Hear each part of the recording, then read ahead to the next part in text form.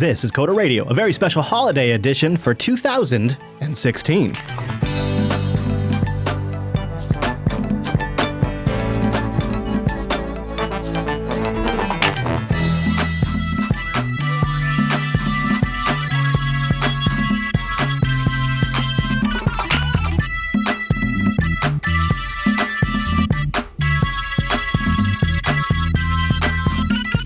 Hi, everyone, and welcome to Coda Radio, Jupiter Broadcasting's weekly talk show, taking a pragmatic look at the art and business of software development and related technologies. This episode's brought to you by our two fine sponsors, DigitalOcean and Linux Academy. I'll tell you more about those great sponsors as this here show goes on. My name is Chris, and this week, we're doing something that honestly is the worst. I hate the holidays. I hate best ofs. They're never our best work. They're never our best of. How can you encapsulate everything we did in one episode? And the holidays are a total derailment to my productivity. It's the worst.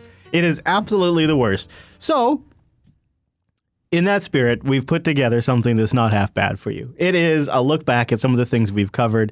Now, I'm not going to say it's our best of. I won't say it because you can't put Coda Radio in a box. But I'll say it's some darn good stuff. Some stuff. It's not bad. You know, one of the things that was really interesting, actually, is the theme of native versus hybrid throughout the entire year, or hybrid versus native. Something else that I want to talk about today is, I don't mean to overstate this, but who just said it in the chat room? Arch Uber Valley just suggested as a title, One Language to Rule. And we've always talked about one language to rule them all, you know, all this kind of stuff that is never going to be the case because there's so many edge cases, there's so many specific reasons why one language couldn't rule them all. But is it possible that one language could get really damn close and rule 90%? Could one language maybe come close to ruling it all?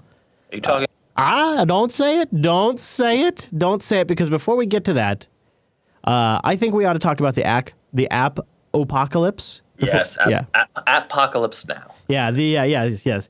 And this is an article over on Ars Technica, and they say that it's going to have to go to web standards. There's currently a whole litany of problems with apps.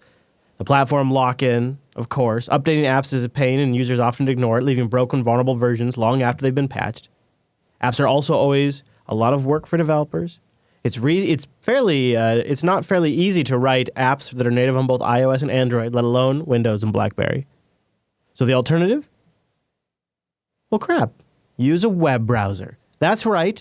Use the web browser. Updates to HTML apps happen entirely on the server, so users get them immediately. There's no window of vulnerability between release of a security fix and the user applying the update.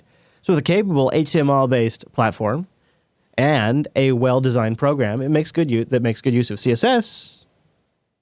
Problem solved. Currently, standards are advancing rapidly in the area of mobile web applications as part of the emerging HTML5 platform. The goal, backed strongly by Google and Mozilla, is for websites to be able to do anything that a native app can.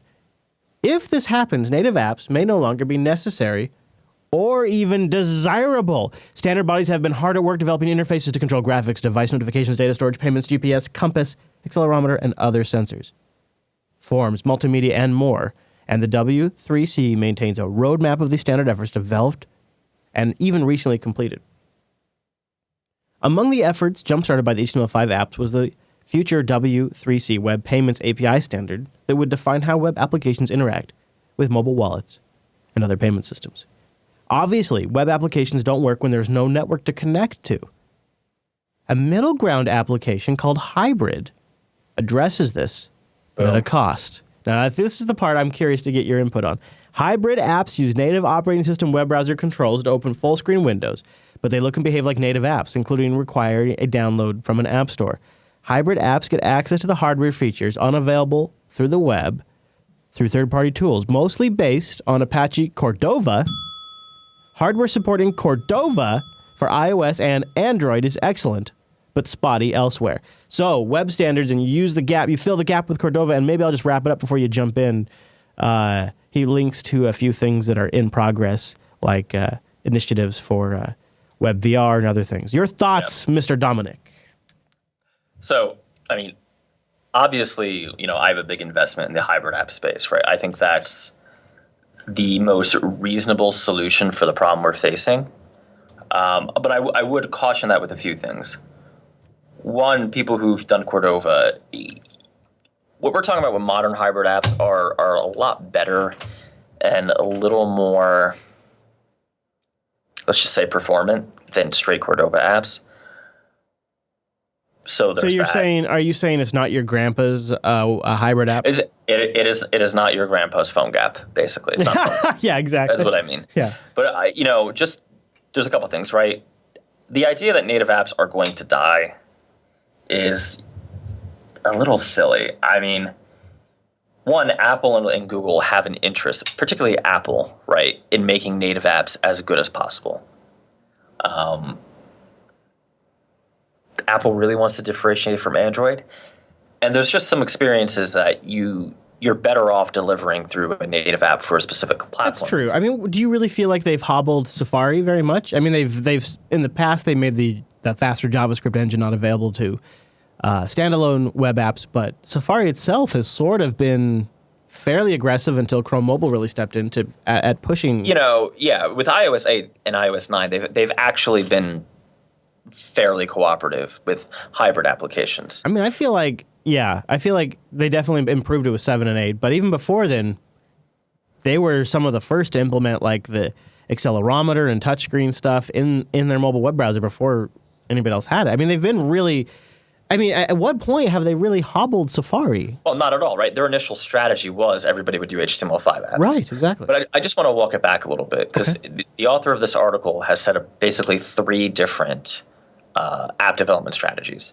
Totally server-side, let's just call them mobile responsive apps, right? Even though that's a simplification, where you're literally pinning a web page to someone's phone for them. Historically, I can tell you lots of normal users don't know that they can do that, but there is a place for that, and that place is called the enterprise, where the company is paying for the phones and you preload that onto the person's home screen. Or even a moderately advanced user who wants to have like something hosted up on DigitalOcean or something, and they want to have their own admin panel pinned to their screen. You're accepting a lot more limitations that way in terms of performance and access to features on the device than you even have with a hybrid application. There are pure native applications, right? Which I am working on, literally before the show today, I am working on a purely native Android application. They have lots of places where they make sense. Let me just name 3 real fast. Okay. You're going for a consumer market where you have competitors, and this is something you want people to pay for. Native's probably going to give you a little more flash, a little more flurry than you would have otherwise. You are a small to medium business, and you're simply, again, buying devices for your employees, and I'm only going to buy iPhones. Well, maybe just going native makes more sense. The other case is a little more fuzzy. It's, if you're in a very competitive market, there is a small tax with hybrid apps, and a much bigger tax with those, let's just call them mobile responsive apps, in dealing with new APIs. Let me give you an example where Ionic and Cordova might catch up with an API in a couple months. And to be fair, they do a really good job. They may even get you ready to go during the beta at some point. If you're a native developer, you can, as soon as the beta is released, you can just download it, throw it on a device, and be good to go. And I can think of some cases where that makes a lot of sense. Let's say you're integrating with other hardware, right? You're in the fitness or health and wellness space. Probably native is going to give you some bang for your buck. So that is from the development-centric standpoint, but if I look at it from a corporate standpoint, how much of it is, well, this is what our in-house tool chain is. Our in-house tool chain is to develop web applications. We want to make web applications for our clients, et cetera, et cetera. So we make web apps. Doesn't really matter what's native or not. And how much, which we're going to talk about in a little bit, is, well, say we start developing Swift for the front end and the back end, and now when we bring in new devices into the enterprise, we've written our apps in Swift, and so we're just doing native apps because we're writing it all in Swift anyways, which could also be a possibility. What I'm trying to say is sometimes it's not even a matter of performance or look. Sometimes it literally comes down to, well, this is the house's tool chain, and this is how we do things.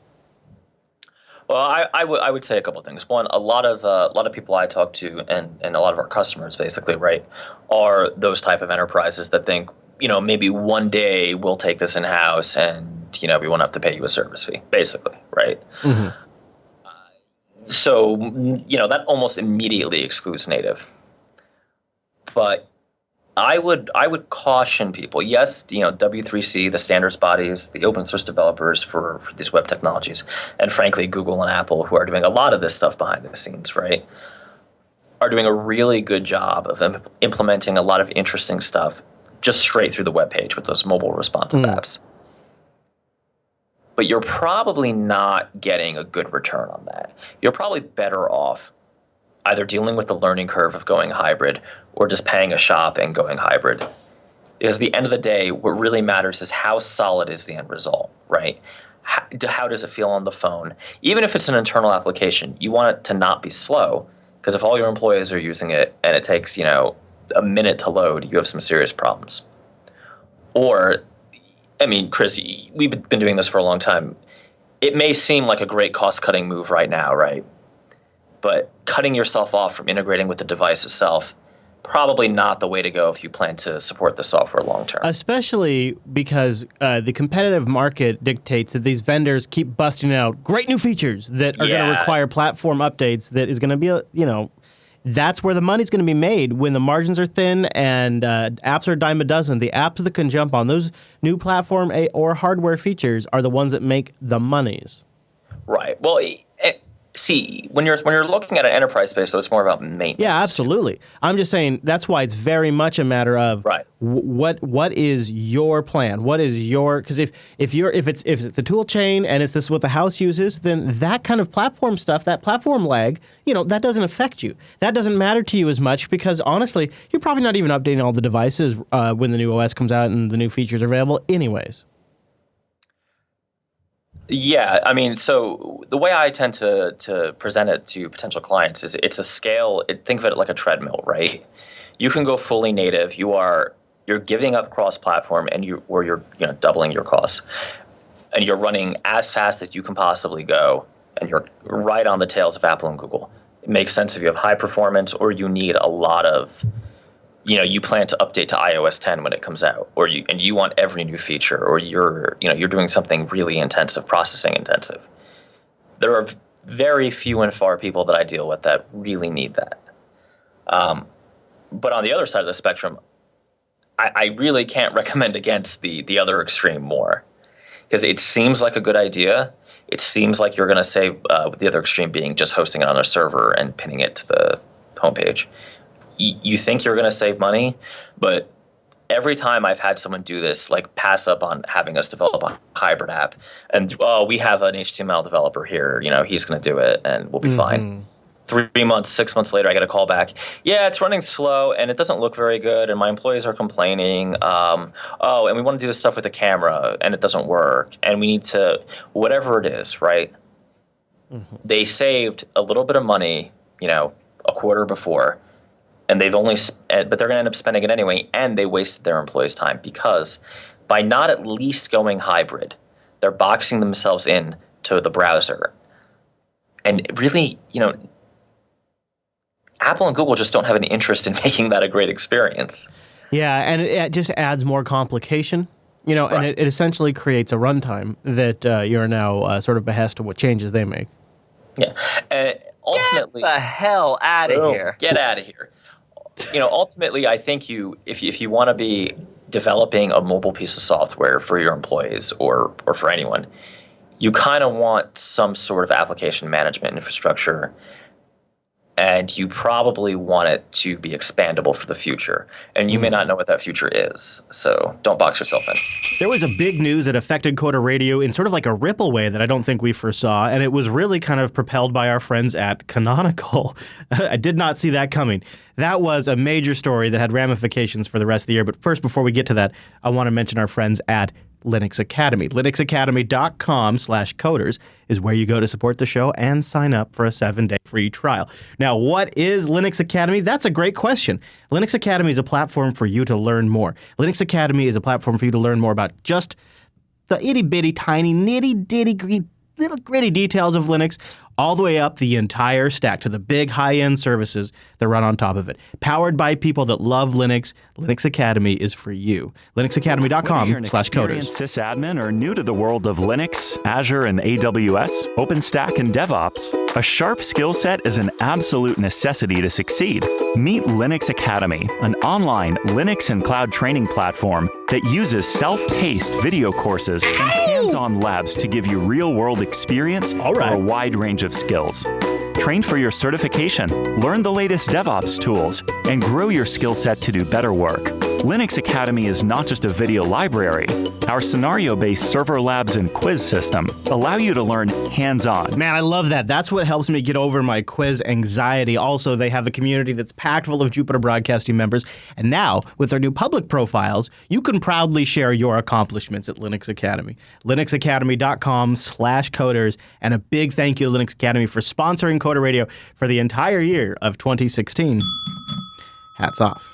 Okay, so remember when Bash on Windows landed?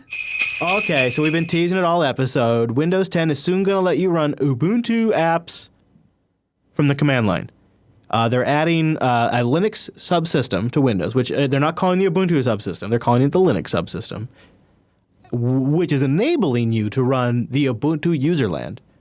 Dustin Kirkland from Canonical even packaged it up in the APPX file and uploaded it to the Windows Store. And off it goes for people to download an entire root file system of Ubuntu and then run something that is not quite emulation. It's more akin to translation, I believe, of some form. It's an interesting beast. And you know, Mike, I think it's directly aimed at guys like you. Oh, what? Mm-hmm. Yeah, because you've enjoyed the Ubuntu experience. You know, the command line has been a great part of that.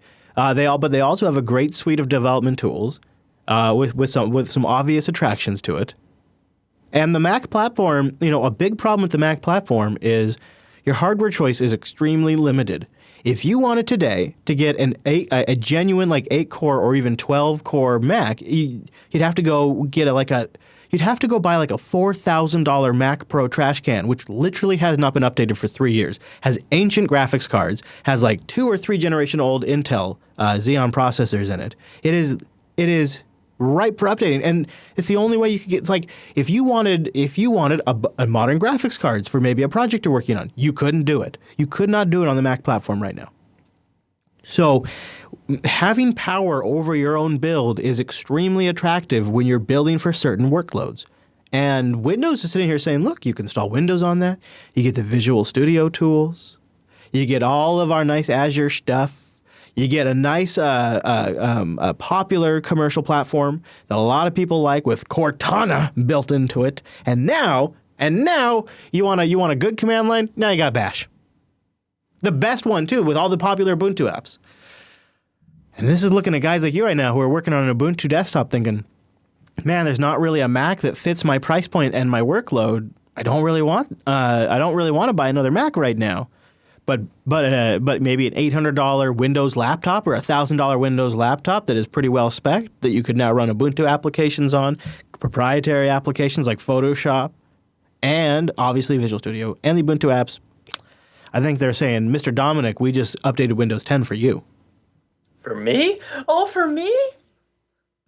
Which makes me a little sad because it's still Windows. You know, at the end of the day, it's still Windows. It still has all the weird, like, why? There's so many things. I won't even get into a rant about it, but there's so many little things with Windows that would actually make it more attractive to technical people and developers if they change that. This seems like a weird way to go. This is what you go with. This is the thing you improve upon. It doesn't dramatically change that much because in the past you had Cygwin, which wasn't great, but you had it. And you had SSH terminals to theoretically a very powerful VPS that would be offloading a lot of the workload anyways for you. So it doesn't seem like a huge improvement. It doesn't seem like a big game changer, but it seems like it could for some people, like in your particular scenario, be very attractive. It's interesting, right? I mean, the word that comes to mind when I read this article and I heard about this this new, let's call it feature, maybe? Is it a feature? I guess. Was fragile, right? Like, it doesn't seem like Bash on Windows is going to make a ton of sense for a very long time, right? Like, I mean, is it just translating, Unixy commands on the command line over to the? No, it is literally at the syscall level to it is so when the Linux syscalls come in, they get translated to Windows syscalls and they get executed to the kernel. They get sent to the kernel or whatever. It's more akin to reverse wine, where when you run a Windows application under Linux, it takes the Windows calls and translates them to Linux calls. Dustin Kirkland, his comment was it's as fast as hot shit. It's really fast. He says it's near native fast. I'm sure it's good. My question is, what am I using this for on a desktop? Well, in the past, they did have Unix services in the past, and you would use it for like NFS utilities and things like that. On the desktop, what I would use it for is you will get apt-get. You will get all of the the ls ping. Okay, but if I install something with aptitude, because I'm old and that's what I call it, what is it?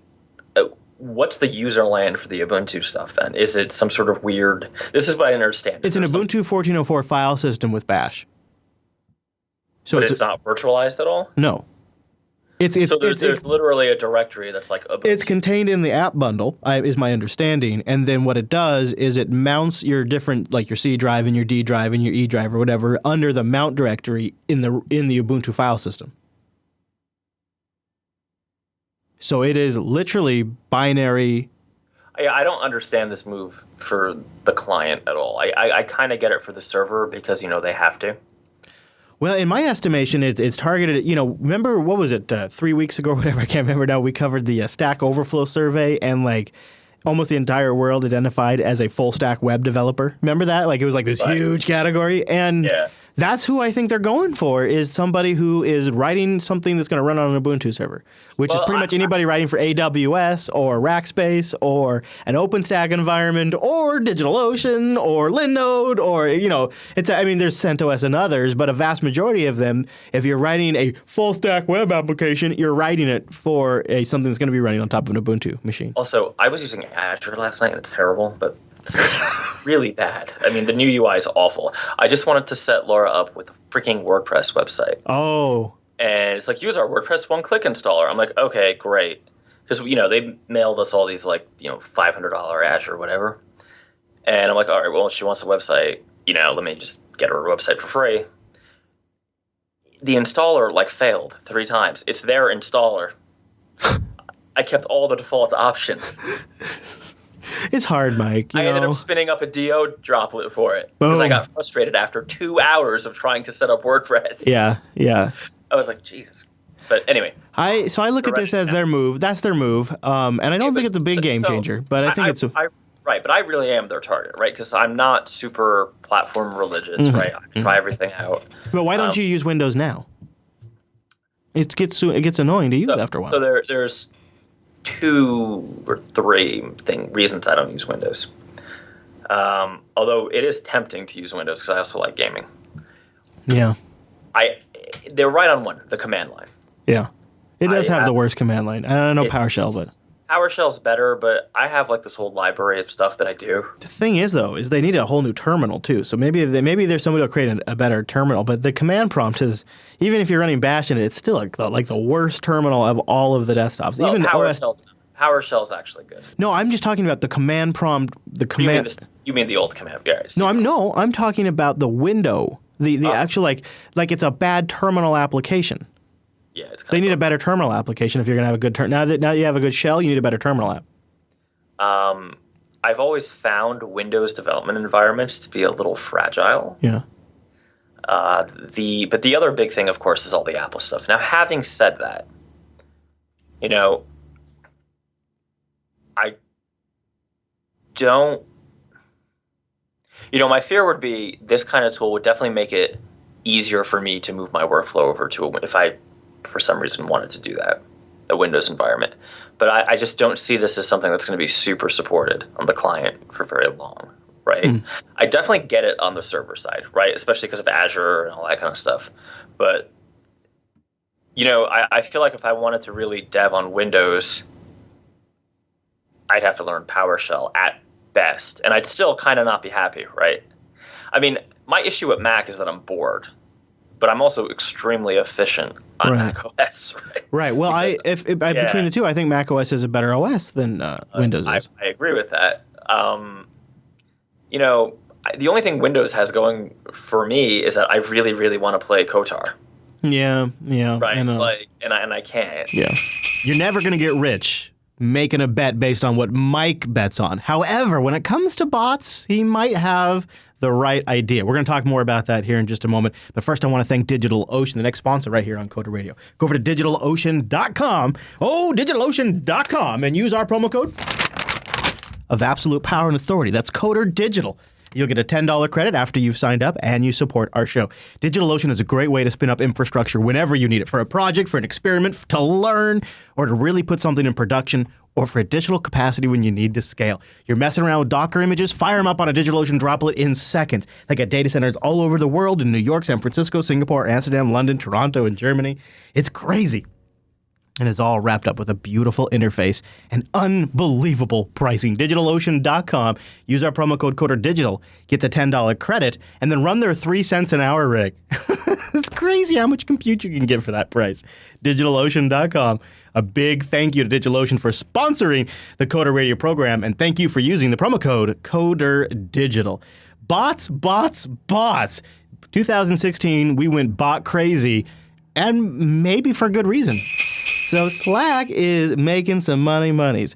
They just completed a new funding at a $3.8 billion valuation. Billion? And everybody knows why. It's the bots, stupid. Now, some people are saying Slack's going to become an identity platform for the enterprise. But really what people are saying is mobile is dead. Bots are the new gold rush. And Slack is sitting pretty. It amazes me that a company that is essentially, I'm not trying to diminish Slack. I find it to be a useful tool. But, man, I've had Skype chats and IRCs for a long time, and they essentially accomplish what Slack can do. It does way more than that. And when you integrate bots, it can be even more useful. But nothing totally, absolutely revolutionary is happening here yet. A lot of excitement. It's got to suck to be hip chat. That's all I got to say. Yeah. You were there years ago, and So Slack is hot on this whole bot thing, and Microsoft seems to be pretty Slack too. Microsoft seems to be pretty hot. Everybody's hot, including Mike. Mike writes, I am so hot on this, dev.frameworks.com, botframeworks.com from Microsoft. Nice job, Microsoft, he writes. And you go over there to dev.botframework.com, and you get Microsoft's starting landing page for building your own bot, bringing your own bot to the party, integrating bots. What the hell is all of this, Mike? What's going on here? It's the beginning of the end. No, they're creating a bot marketplace. They're creating what, Mike?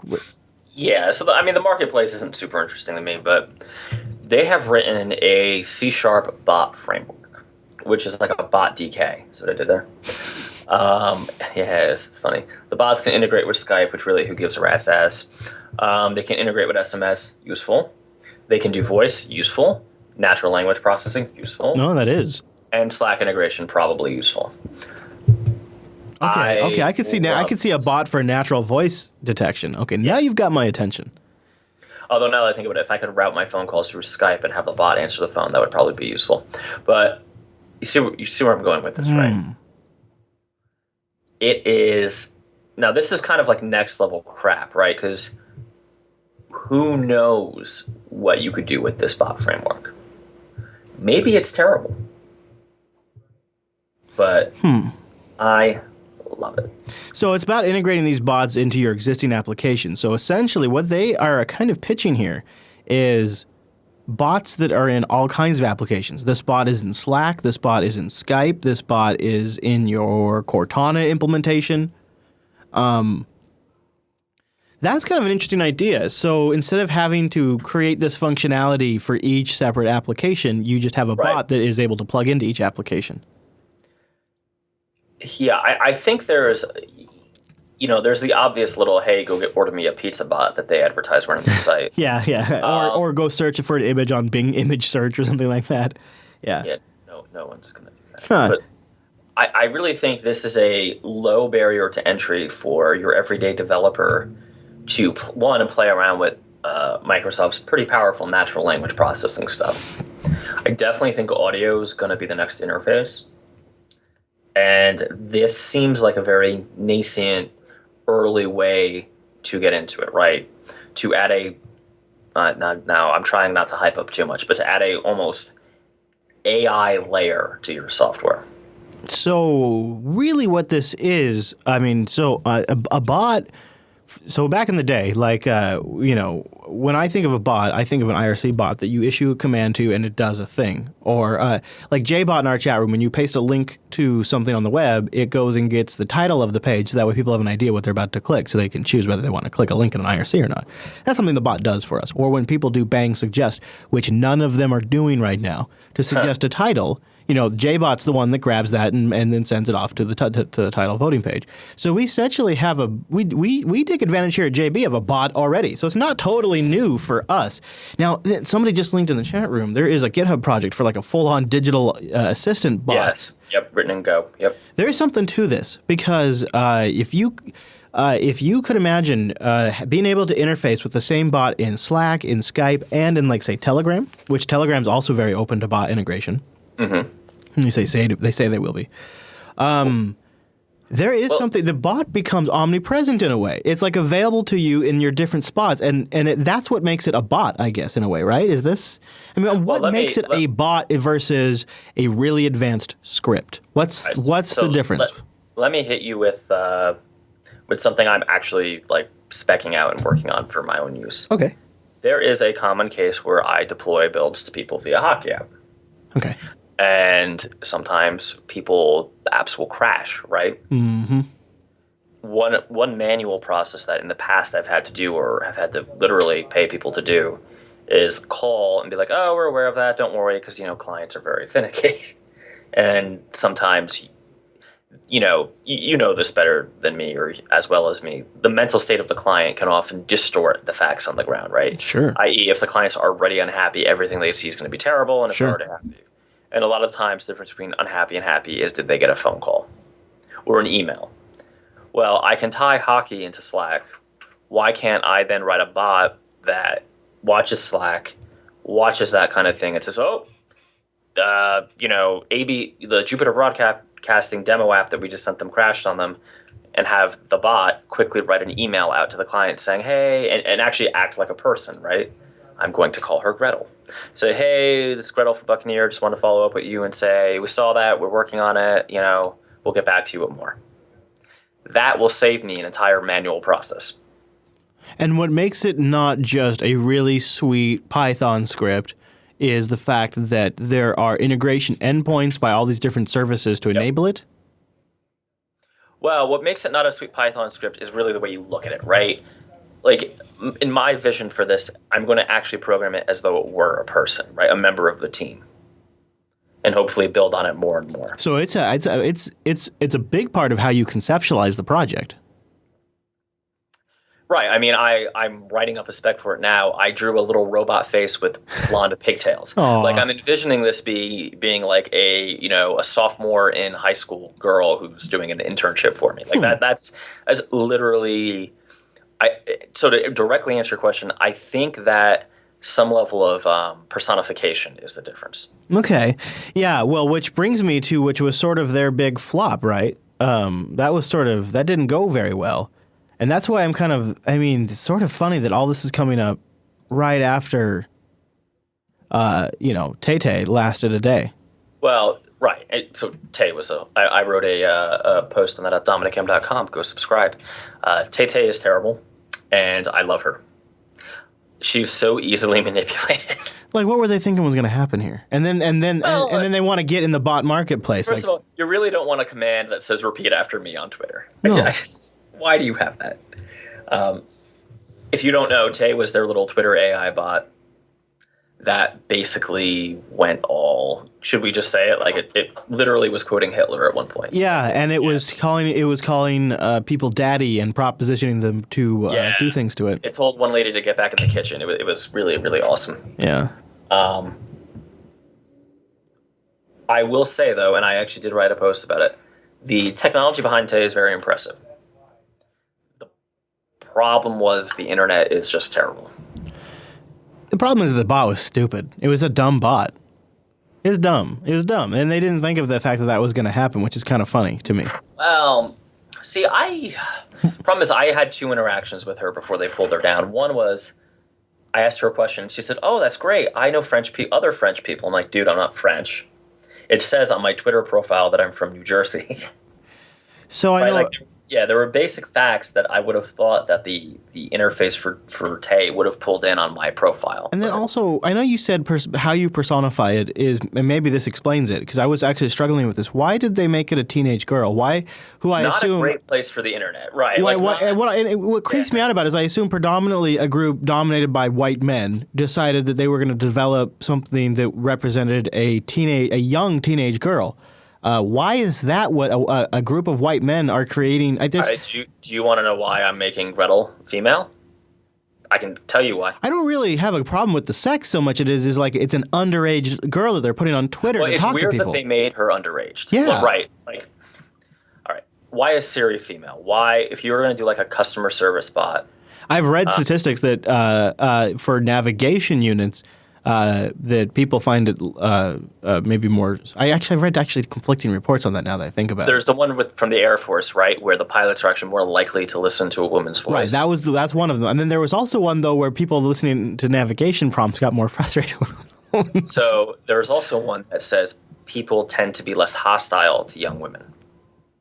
So for the purposes of a customer service bot, right, I'm somewhat betting that a female persona will get a more soft response. Now, I could be wrong. I could be projecting my own cultural, Italian white male kind of whatever. Do you know if the other bot they have running in the other market, do you know, is it also a teenage girl? Yes. The I believe it's Chinese, but it's definitely Asian of some ilk. Someone can confirm, is it actually China or not? Is a young girl. It's a girl. In fact, I think it's younger than Tay. I think Tay was supposed to be like 16. Oh, okay. I think the Asian one's like 10, dude. Yeah. Yeah, but not. But the internet. But see, the thing is our culture. No, I mean, you could blame our culture, but you could also just say that people on Twitter in the United States are savvy and know that that's not a real person. That's some marketing. I saw some of the stuff they were sending the bot. People on Twitter are fucking. Yeah, of course it was gross. It was disgusting. I understand. It's like there's some personal responsibility on all sides here, right? So you don't feel like this is hype. You think the potential for the bot marketplace, as it were, is... I'm disappointed. I would have liked people to take it easy, and I would have loved to see Tay stay up, and people try to, I tried to have a conversation with her, right? I tried to be like, "Hey, Tay, how are you? Great to meet you. How are you enjoying Twitter?" And she responds, "Oh, you're not the first French person I met today." Oh, my gosh. It was an abysmal failure. But, fine, right? I understand it's super alpha, super dev mode, and I'm not even I know you're being very critical, but I wish that the internet in general, the people who are interested enough in AI and machine learning to try it, hadn't just decided to turn her into mini Hitler. Right? People want to watch the world burn, dude. Really, it would have been great to try to actually be productive and get usable bug reports. We've had people that come in our chat room and they try to break JBot. Just for and it's like the JBot's here just to help people know when shows are coming up and it's here as a helpful tool for the community and people, But the other side of this, I'm thinking, great. So someone turned Tay into Little Hitler. Someone right now is working on the Little Hitler bot, right? Straight up gonna go on Twitter. I wish I had a microphone I could shove in front of Rikai's face right now because he and I have, now that you talk about this bot thing, he and I have talked about. I actually think JBot could run most of the back end of this network. If you think about it, because we start and end shows. No, I mean, Rikai would be the one to orchestrate it all. You would when you start a show, JBot, when I start a show in the chat room, I do start_show, and I say the name of a show. That's in the IRC. I start that because because JBot recognizes me and I'm registered. It starts the title suggestions for the show. The voting is opened. And then I end the show, and it ends the voting and the title suggestions. Well, if JBot knows when a show ends and begins, JBot could be tweeting when shows go live. JBot could be initiating file transfers when I end a show. JBot also could be handling RSS feed updates. I mean, there's a lot of things that JBot could actually do. It's fairly fascinating when you look at, and it's for some reason it does feel different with a bot than it would just a regular Python script. And I think part of it is because there's more of a conversational approach to it. I read recently that different chat apps like WhatsApp and others are integrating bots for customer service. So instead of people having to call like 1-800-FIX-MY-ISP, and this isn't really happening in the States, but outside of the States, some of them are just, you can just do it through your chat program and you're responding to a bot. But the bot can help you troubleshoot different things. And, the early days, I'm sure I probably would find it frustrating, but eventually it's going to get somewhere. And Facebook is going to work. You can imagine Facebook working with this in different ways too, and with the Facebook Messenger platform. There is, because you can do it in conversational formats, it actually seems to be very approachable by a lot of users. Well, let me give you a common use case that I definitely have had a lot in the past. You would like to get a build from me through Hockey. You're an iOS user. You didn't register your device on Hockey. Therefore, I can't send you a build. I could totally see an automated flow with this bot where, oh, thank you, sir. Let me check. Have her wait a couple seconds, make the API call check. And then, oh, you don't appear to have a registered device. If you open this link on your phone and click yes, it will register your device.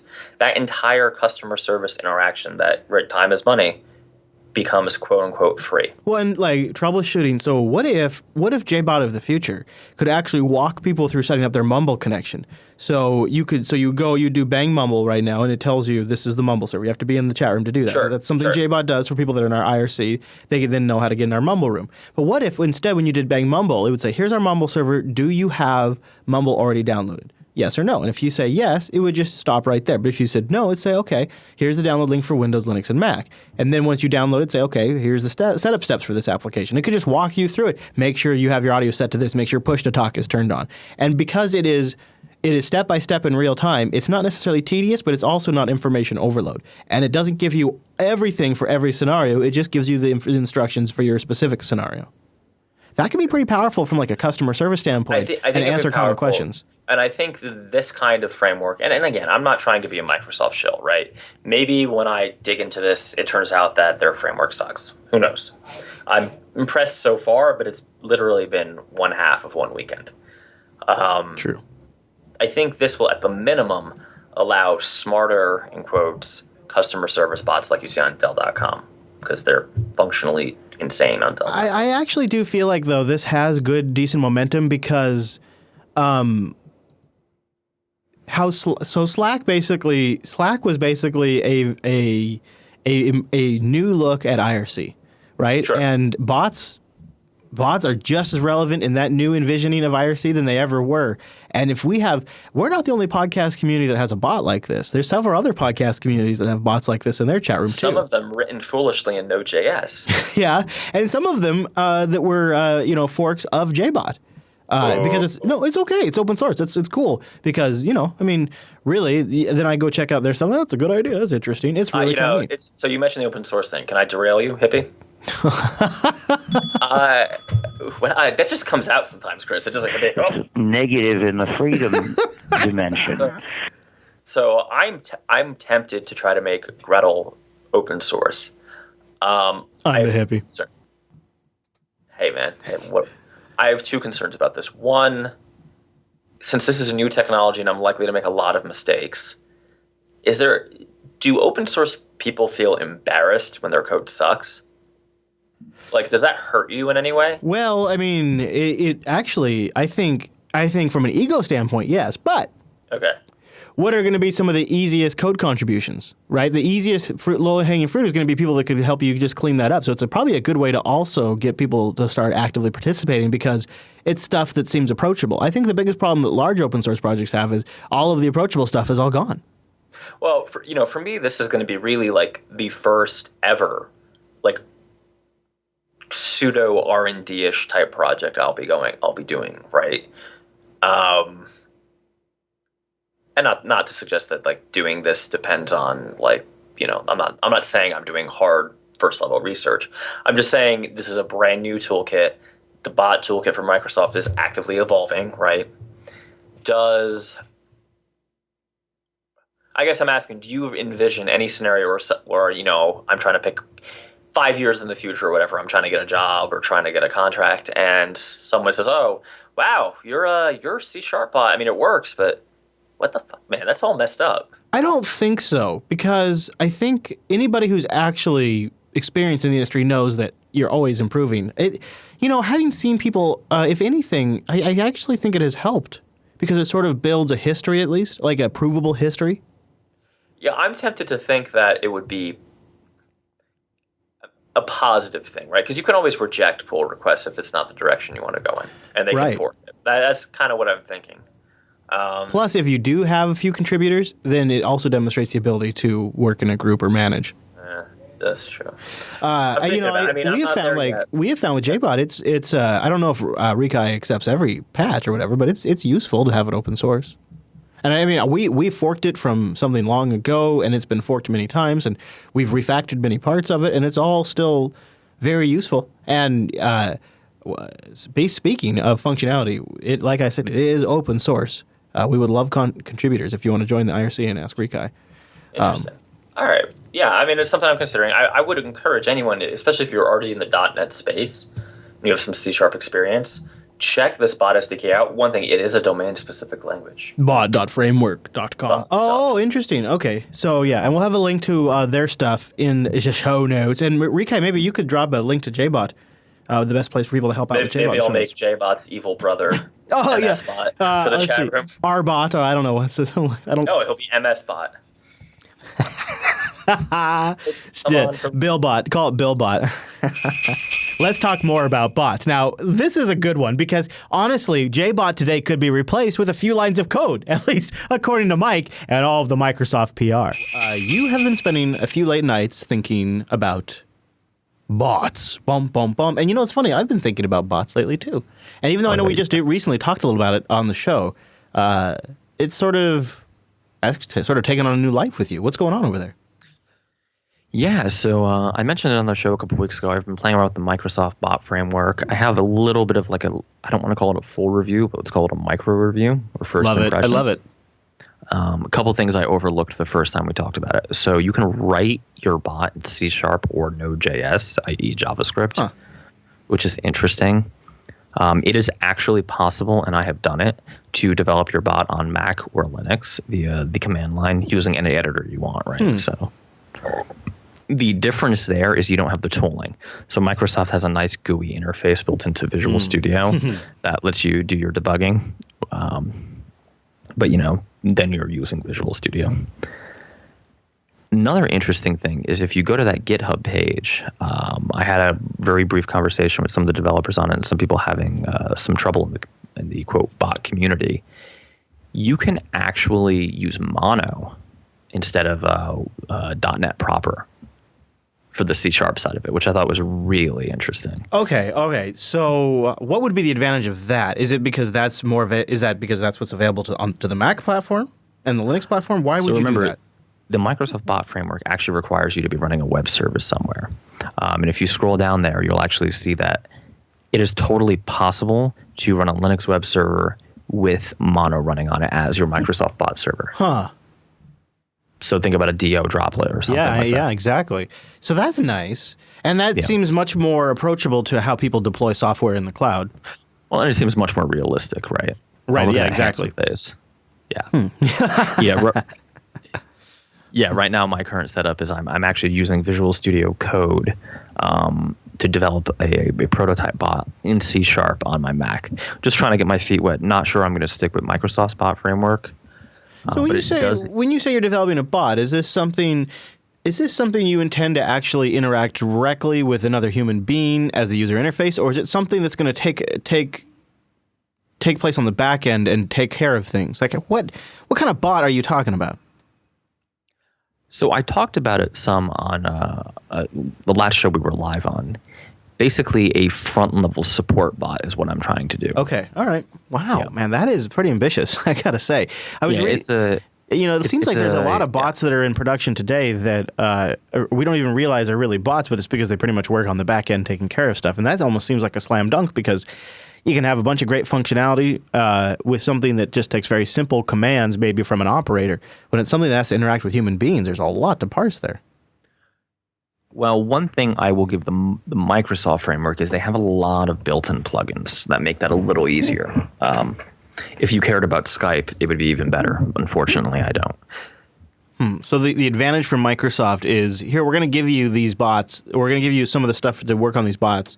Well, they give you these plugins, right? So think of it as interaction layers, right? They give you and one the for advantage Slack, to them is what? Maybe you'll integrate with Skype? Is that their... Well, the advantage to them is it makes it easier, right? So if you already have these pre-packaged libraries you can use, you'll save time. The concerns so far that I'm having with it, it absolutely positively works on Mac and Linux. Visual Studio is still the first-class citizen here. So Windows. Right, which is just, if we get to it, we'll talk about it more, is just not my ideal dev environment. I worry about lagging support, right? I also worry about the Mono project. What is going to happen to the Mono project? Because that's a pretty severe dependency to have. We've talked about it, I think, in episodes it was 17. We talked about dependencies. With the .NET Core now being open source officially from Microsoft, I'm not sure that I would want to base anything on Mono. If long term, right now it works, but if they were to, say, phase it out, don't you imagine there would be somewhat of an obvious transition to whatever? Yeah, my hope is that at some point it'll be a swap replacement, right? Yeah. Where you just remove the Mono dependency and you put in the .NET Core dependency. It seems like the open source community could even take care of that. Yeah, I mean, to Microsoft's credit, they've been fairly good at working with the community right there on GitHub. So Okay, I want to ask you. I know not to over stretch this point, but the chat room is asking if Cortana or Siri were introduced today at, let's say, WWDC in June or whatever, or Google I/O, they announced Google Now today. Would we not just call that a bot? Would we call that? I think we would call that a bot, wouldn't we? In today's parlance. It's funny because I'm not sure how you define bot correctly. There was this article I just read about, apps versus bots. I don't think bot is its own standalone thing. I think a bot is a support module to either, physical, i.e. human services, or, other technological services, right?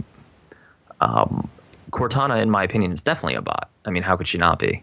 I've used Siri plenty. I use Google Now all the time.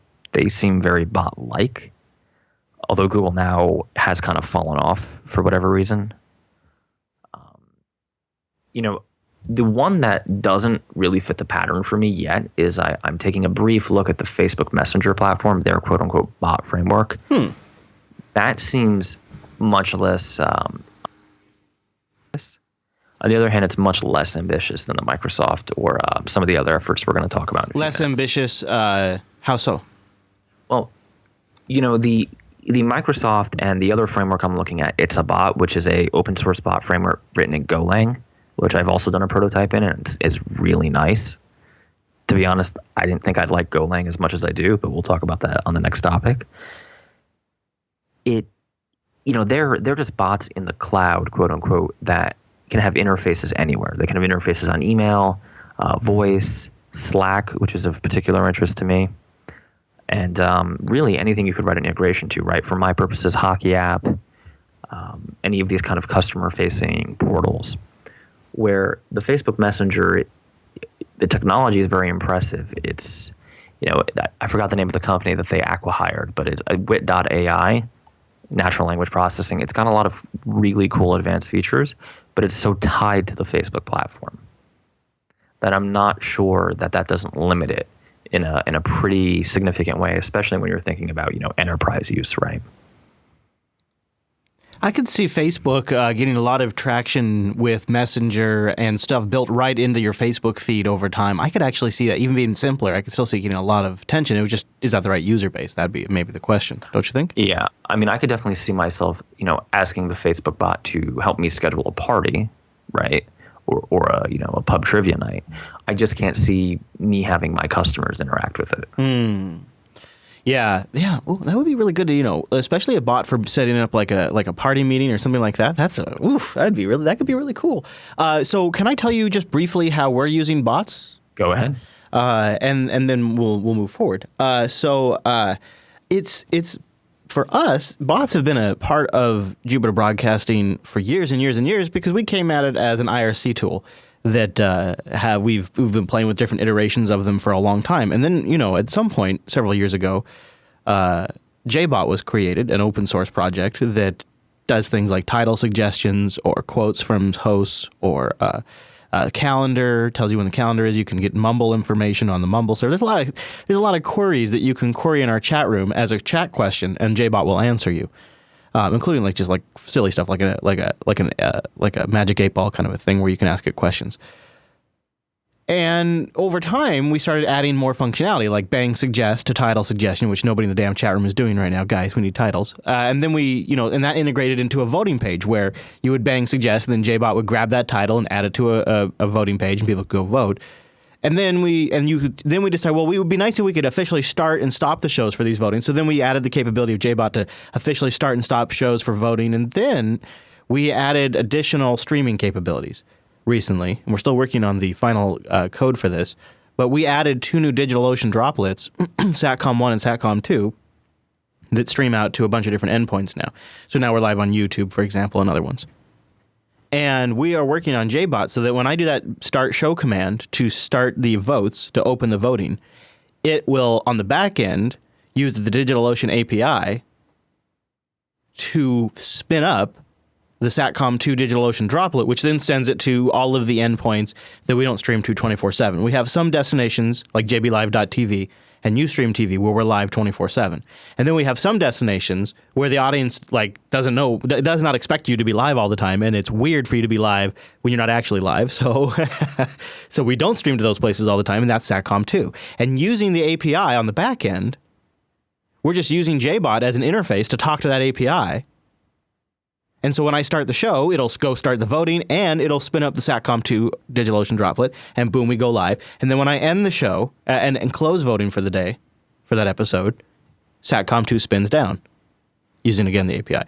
And so for us, bots have always been a part of life because they've just been a part of IRC, and IRC, as you can see, if you watch the video version of the show, is closely integrated into the production of our shows. So bots have been around for a while in that sense, and it's just now there's more and more functionalities becoming available to them in some sense. Like now we can integrate it with an API that allows us to turn an Ubuntu box on and off remotely in a data center in San Francisco. Like that is really cool. It's also important to kind of note bots' place in quote tech hype history. Right, they're coming after apps, which were very visual, very designer focused. Mm-hmm. Bots are almost a sort of anti-UI. My opinion. Right, they're a reaction against that. Right, they're they're back to the command line. They're a text interface. Now that text may also now be a speech interface instead of just IRC or Slack or whatever other text tool you're using.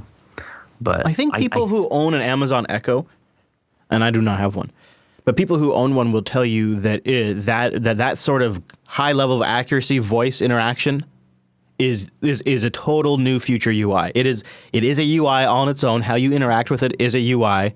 It's just a different kind of user interface.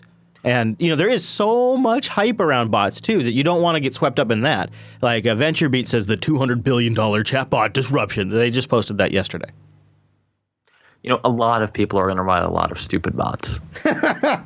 Yeah, really. Yeah. There's going to be a lot of bots with bad names, like that bot that Microsoft wrote. That whatever it was. Tay. Yeah, Tay. Yeah. I thought so. So before we jump off of the bots, I just wanted to talk a little bit about the It's a Bot framework. It's written in Golang. The interface is in Golang. I've spent less time with it than I have the Microsoft Bot framework, but it's really a very close, very strong contender. To the point where I'm actually still evaluating it against the Microsoft framework. I'm pleasantly surprised by how appropriate Go is actually for this sort of task. Interesting. Mike's journey into Linux this year has been fascinating. I mean, it really starts in 192 where things are a bit strange and he's coming from a Mac user's perspective. And then by the end of the year, he's made the full switch. My Ubuntu update real fast. Oh, I would love that. See, Chris doesn't read the doc after I edit it. You know what I do is I take a snapshot and I put it in my Markdown preview tool, and then I'm out. I can tell. I can just not read it. That's okay. Yeah, okay. So tell me a little bit about the rough edges. So it has been going fairly well. Now I'm running it on a desktop, a very crappy Dell Slim Inspiron.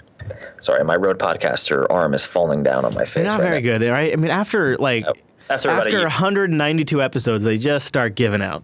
they just give out. So there's been some rough edges, particularly rounded corners on applications. I keep seeing these little What? Yeah, these little black triangles, and in fact, I have. Oh, yes, I see those too. I see the black triangles. It turns out it's an issue with Unity's default GTK theme. I ended up using the GTK arc-dark theme, and that problem just went away. Probably because the corners weren't rounded anymore. You know what's funny is because I got this new laptop. I just installed Ubuntu last night. I'm like, because I'm going to compare it to some other hardware, and I want everything to be exactly the same. So that's what I just noticed the triangles, and I'm like, what is with these? Is nobody? And you know, my first thought, and I wonder what your first thought was. Has nobody noticed this until me? Like, why are these still here? Have I been on the Mac too long that this is making me crazy? I'm not even on the Mac, and I notice it. So it's not just you. Yeah, so, and then the app I actually noticed it in was Core Bird, the Ubuntu Twitter client. Yeah. So again, I'm running 15.10, right, just so we're all on the same page here. It has been relatively good. Installing Postgres, still terrible, no matter what operating system you're on, still awful. Other than that, getting a Rails stack running on Ubuntu was a lot easier than on Mac. Oh, good. Now, there have been a few, I would say most of the weird stuff has been UI stuff. And I'm not sure if it's because I'm trying all these third-party, I've been making an effort to try third-party native Linux, like GTK apps. And I don't know if it's because of Ubuntu's default theme. Well, here is the issue with Ubuntu. So I'm a big fan. I think it's really. I'm glad you found GTK Arc Dark. When I switched to Arc, all of these problems. That's my favorite too. And that's a good theme. The issue is, and this is why people kind of get on Canonical a little bit, is when they went off and did Unity, they've since then been really slow on adopting current GTK. And so I one of the huge issues now with 1404 is they're on a very old version of GTK. And of course you're on 1510, so it's better, but it's still not current. I think maybe I wonder if we could tell real quick. So this is the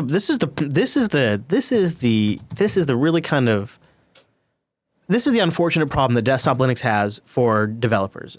So I'm going to search for Ubuntu 15.10 GTK version and see what Google tells me. Because so I hear, of course, blah, blah, blah, Arch, current, blah, blah, blah. Let's see, I'll tell you what version of GNOME I'm on, which would include that version of GTK when I get there. But and if anybody in the chat room knows, that'd be good too. But I know it's slightly older than current, which is a problem. Right. So it looks like... Well, it's 3.16, it looks like. So 3.16 and 3.20 is almost out. 3.18 is currently stable. That's what I have. Right. And 3.16. So the issue you have, and this is my personal opinion. Now, my personal opinion is influenced by watching the desktop Linux. I don't know anybody who's watched desktop Linux closer than I have for the last decade. I have obsessed over desktop Linux every single week. I have 2 podcasts about it, and I reviewed just about every major distro and every side distro out there that actually matters has been reviewed on Linux Action Show. So we've watched this very closely for a decade. And in my personal opinion, based on that experience, I will say that GTK, since starting at GTK 3.12, every single release has been extremely, extremely worth it and has gotten way, way better. And so and it doesn't seem like a big deal right now, but they are just going through a period of extreme improvement outside the normal type of improvement. And so when you're at 3.14 or 3.16, right, you're missing out on quite a bit. And so this is the fundamental issue: is Unity has been sort of pegging them at an older version. In this case, it looks like it's GNOME 3.16. And on top of that, they're actually backporting even further things like Nautilus, the file manager, and GTK edit or gedit. So that's kind of the downside. Now, of course, all of that's going to change in Unity 8, and that's about a year away. But this is sort of the unfortunate. So, of course, there's not really a great solution. So I use Antergos Linux, and I use the GNOME 3 desktop. But you don't like GNOME 3, and so you kind of have this sort of look at it as. So what I look at it, I don't look at it as Canonical going off and doing their own crazy thing. I look at it as them delivering you a product, and in their opinion, these are the versions you need for the best product. Okay. Yeah. So the other issue I had, I'm trying to think of a good way to say this, but I think I'll just say it bluntly so it's clear. I'm making a distinction between, because it's all software, right? But between like command line software, stuff I use for work, and let's say apps or applications, whatever programs, things that are GUI versus command line, right? Sure, that seems like a pretty solid separation. Let's use Corebird as an example, but I saw this several times. Installing an app is awful. For instance, I installed Corebird, and then I had to install a bunch of dependencies that were in the README file, and I had to do it all by the command line, which is fine. Really? I know how to do it. But now, okay. So how did you come about Corebird? Because so let me just finish. That's actually a funny story, but let me just finish how I got here. I would like to do some work on the desktop. I don't know if it's Mac or Linux yet or both, but one thing I like about the Mac is if I write an app and I want to sell it to you through a website, you give me your $4.99 or $10.99, whatever it is, right? And you get a binary that you download, and in 2 clicks you install it. You type in your password because it's a third-party developer, right? I can definitely see if I were to release something on Ubuntu or Linux as a whole, and maybe less sophisticated users had to jump through these hoops, they might go ahead and just demand a refund or do something. So let me tell you. So here's how it's going to work in the future. And then and this is, I just watched Shuttleworth demo this on stage at scale. And we've been talking about it on Unplugged, but they're snap packages. What snap packages are is you create essentially a job file. It's almost written in plain English, so it's not like some fancy schema markup you got to learn. You essentially say, my packages live at this repo. Maybe it's like a Git page, right? I have packages here. You need these things installed. So install these things first. And I want you to pull all future updates from this Git repo or this FTP site or this HTTP site or whatever. And when the user downloads that snap package, that's sort of going to be, they'll download a file, they'll double click it, it will run the installation, and then it will read your instructions. Okay. And essentially from then on, you could dictate how updates go out and things like that. And it's going to be much simpler. Where they're at, so with Corebird right now, the problem with Corebird specifically is it's really ironic that you decided to use Corebird because Corebird is following the bleeding edge of GTK development. Yeah. It is an example of a really well done GTK3 application that has client side decorations where things are included in the header, and of course, go figure, Ubuntu not following the bleeding edge of not even following the current GTK development. So Corebird is specifically probably one of the more trickier examples you could have run into. I had to install quite a few things. And I think if you go with adding a PPA and you sort of quote unquote subscribe to their repo, I would have imagined it would have automatically pulled in all the dependencies for you. I don't know. I ended up having to compile it. Okay, yeah. So are, and that's the problem is like depending on, and I've witnessed this when I've switched people over to Linux, is depending on your Google search vector, you get completely radical results, different results. I was trying to take a survey of what's out there, right? So I was typing in stuff like best GTK apps, best Unity apps, best Ubuntu apps, and I came across an article by OMG Ubuntu, and they had their top 10 for 2015 or whatever it was, and of them, only a few I thought were relevant to what I'm looking at, and Corebird is not. And here's where I think down the road, and hopefully Canonical gets here with Ubuntu, but right now, one of the reasons I would say, if you're looking to experiment with that kind of things, Antergos might be better with the GNOME desktop is, for example, on Antergos, once you install the package manager, like my favorite is, it's just called Packer. You type in Packer-S Corebird or whatever the exact package. You have to find out what the package name is. But you type in Packer-S Corebird. Packer automatically downloads all dependencies. It will go if there's a binary, it installs it. If it's up on GitHub, it downloads it from GitHub, builds it for you, and installs it. Like it makes experimenting with current software much better. So Ubuntu is a 15, and especially 1604, is going to be a great workstation OS for working. Antergos, in my opinion, is a much better desktop to see what's available for Linux, because you can do KDE desktops, you can do GNOME desktops, you could actually even install Unity on Antergos. Antergos is based on Arch, but what they've done is they've sort of prepared it for you in a way with some sane defaults, like, that make it nicer.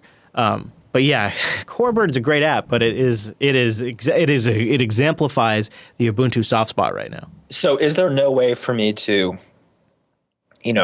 set up like a little fancy Stripe storefront on my website and have you pay $5 for an app, and then you download it and you get like a binary, right? If you statically linked everything, library-wise and stuff like that, you're pretty much good to go across pretty much any modern Linux. Oh, sure. So if I package it into the bundle. Yeah. So that is the Mac model, right? That's how it works on Mac. Everything is statically linked. Yeah. And you can pretty much you could pretty much run on almost any Linux kernel probably since 2.x.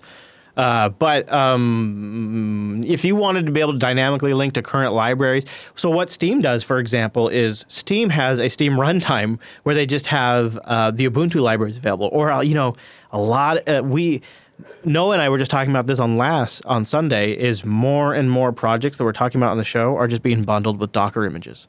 And people are they're composing Docker images and then they're just distributing them as Docker images. We just talked about Rocket Chat and Discourse. Huge open source projects. They're one of their default methods of distribution now. It's just a Docker image. Docker, wow. Yeah, it looks interesting. It does look like it's in a state of flux. I mean, one thing I got from, everything on the command line was as I expected, awesome.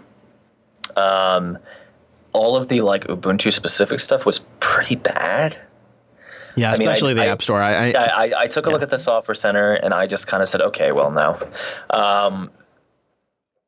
I initially like the thing where I type, control or command or whatever it is. I think, it's the Windows key on my keyboard, but whatever. Super key.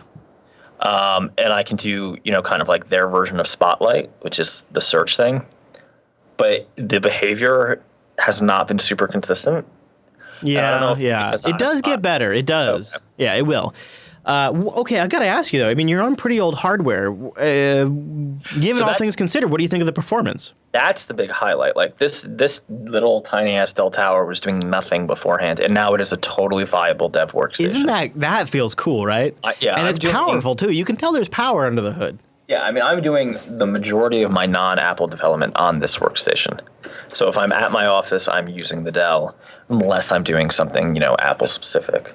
Yeah, Micah68's pointing out, and I don't know what the details are, but in 1604, so the next LTS they're developing, the one that I installed on my Purism 15, they're getting away with the software store, and they're going to use the GNOME software store, which is much cleaner. Uses GNOME software is available like on Antergos and other and Fedora. Fedora uses the GNOME software store to pretty much do all of its updates and everything. And it's essentially it's more cleaner, trimmed down app store. Okay, so they're kind of giving up on. Yes, for now. Yeah. I think if their whole convergence thing takes off and they have a good store, some good apps to show off, if you get an Ubuntu Touch phone now, the app stores are not bad it's a totally different experience, right. And they could probably build on top of that for the desktop. I would see that. I could see that coming. Yeah, I think Unity 8.5 or something like that is going to be something to talk about. I think it's going to be a rough transition, but they, if nothing else, for their next desktop iteration, they've chosen some really sound technologies, and I've already used some of that in practice on actual devices in the real world, albeit at Linux conventions, but in the real world, and it's already, I guess to underscore, they already have a whole new app store where you can go find apps and install them. That's already a thing that exists. So I would imagine for them to replace the Software Center in a year or two on the desktop is not that far. It's going to be It's not that, right. Yeah. That makes a lot of sense. And then you're probably going to, and at that point, it's probably going to be snap packages, and it's going to be a much better situation. Now we fast forward to episode 198, the problems of developing software under Linux. I feel like I'm bearing the lead. We should talk about your new post, Linux Adventure Part 2.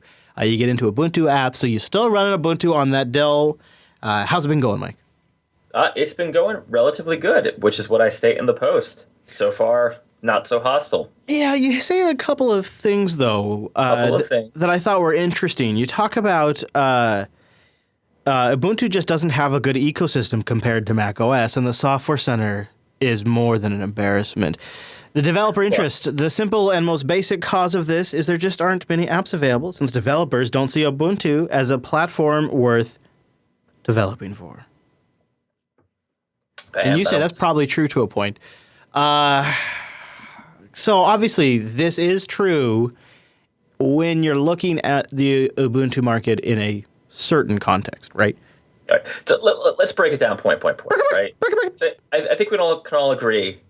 I got a lot of interest because this ended up on because I posted it to Reddit, and foolishly I posted it to the R Linux Reddit. Hey-oh!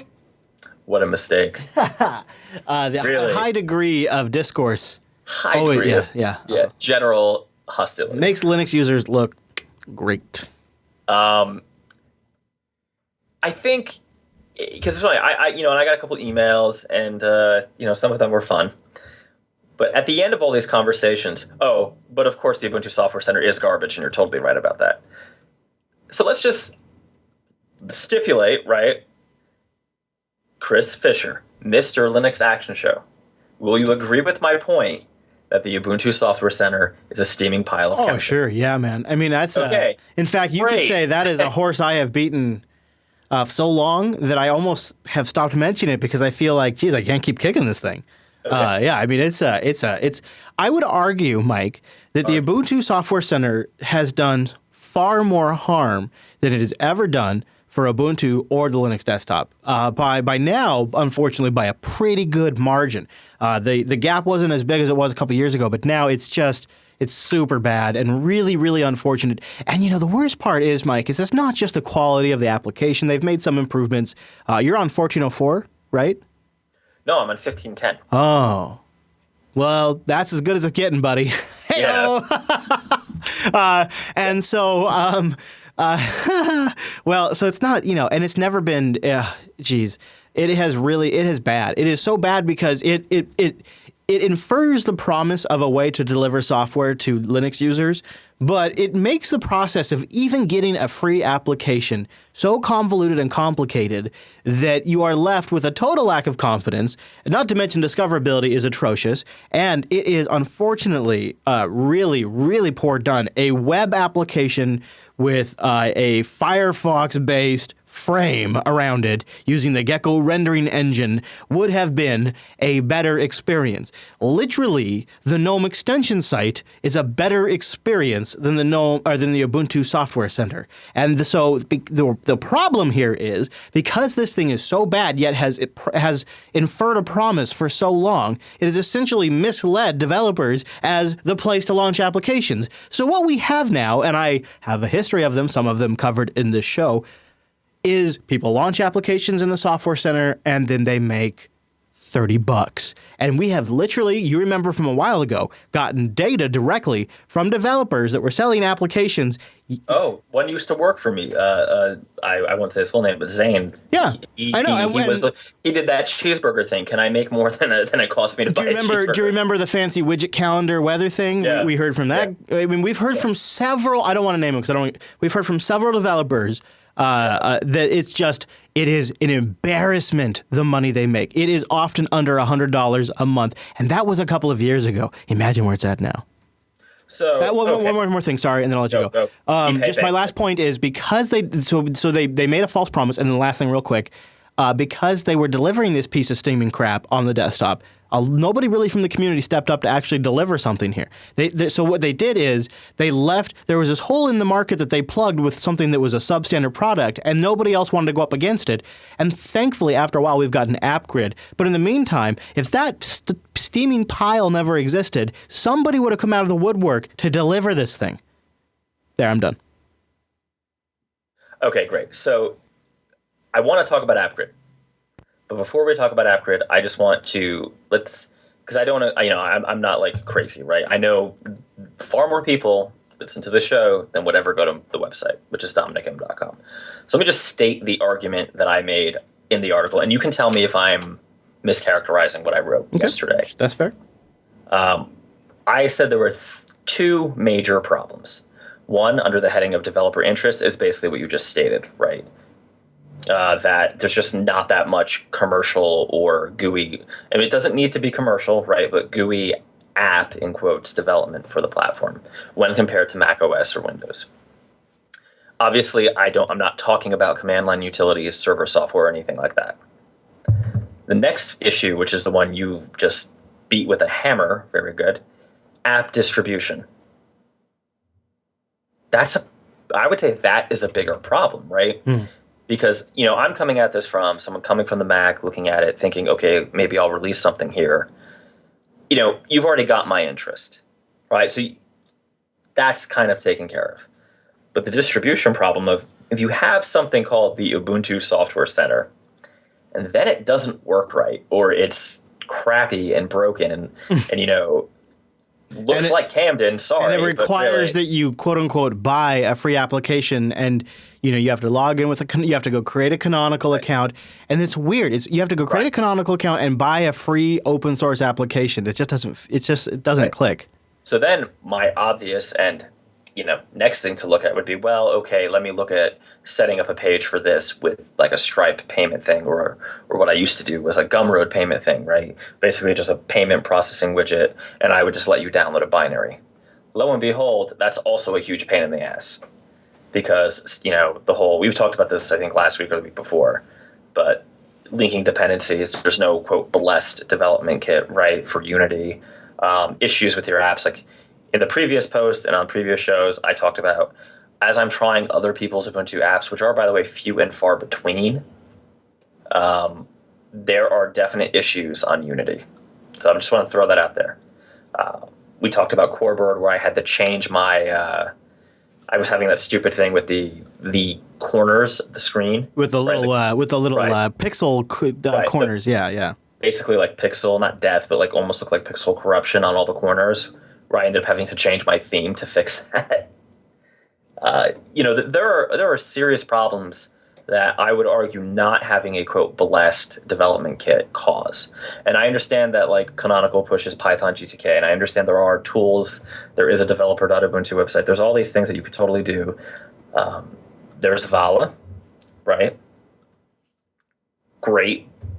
But Coreboard's written in Vala, and being a Vala GTK app doesn't necessarily solve these problems. No, and you're more inclined to want to be on a little bit more newer edge of GTK. Now, some of that, some of the stuff you are running up against. Oh, let me just hit one more thing. Yeah. I don't think it's acceptable to ask someone to go to a website, enter their credit card information, download a package, and then ask them to run like a Python script to install the app. So that's the other side. It does feel weird, huh? To me, that is not, and I understand that is a solution, and I got a lot of that on Reddit. Jackass, just use Synaptic or make a PPA. I get that. In my mind, the type of users I'm thinking of, that is not an acceptable solution. I want some sort of GUI install process, whether that's a Windows-style wizard or just an OS 10, click, you have it, and just click the icon, right? So keep going, I'm sorry. So in 1604, you're going to get a newer version of GTK. You're going to get an improved version of the Ubuntu Software Center, and you'll also be able to run GNOME software. And I know you did make some comments about potentially GNOME software being an avenue in the future, but right now, that's really exclusively locked down to things that are open source and in the repo. That's correct. So that's the other big piece of feedback I got. Well, your post is kind of badly timed because GNOME software is coming out. And at some point I just stopped responding because, and I'm glad you said that, because my understanding was GNOME software did not allow commercial software. Is that true?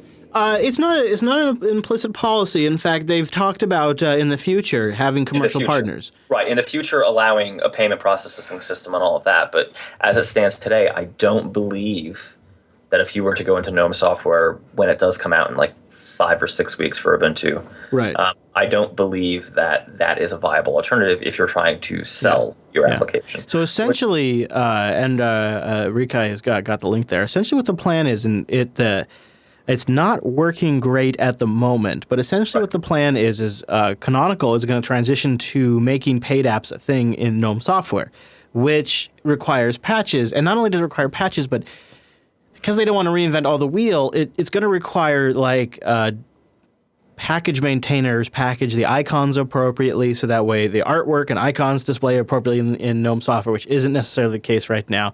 There's a lot of work to be done here, and it's all changing in 1604. So that's why people are saying your timing is bad. I don't think the fundamental issue is changing, though. It's not going to all of a sudden become an avenue that's obvious for you to sell your apps in. Well, and this only works, I would even if this works, right, this canonical patching GNOME software solution, it only works for users on 16.4 and plus, right? So, you lose out on all those LTS users. You lose out on all the 15.10 users. True. However, I think 1604 is going to be the big one. I mean, DigitalOcean is, I believe, planning a lot to upgrade their base servers to 1604. Google is planning to upgrade to 1604. I mean, like everybody is talking about going to 1604. I think it will quickly be a very, very fastly adopted version of Ubuntu. So there's that. And 1510 is supposedly a very easy update path to 1604 too. So they're in a pretty good position to get a lot of people using the new GNOME software, Ubuntu software, whatever. But I wouldn't.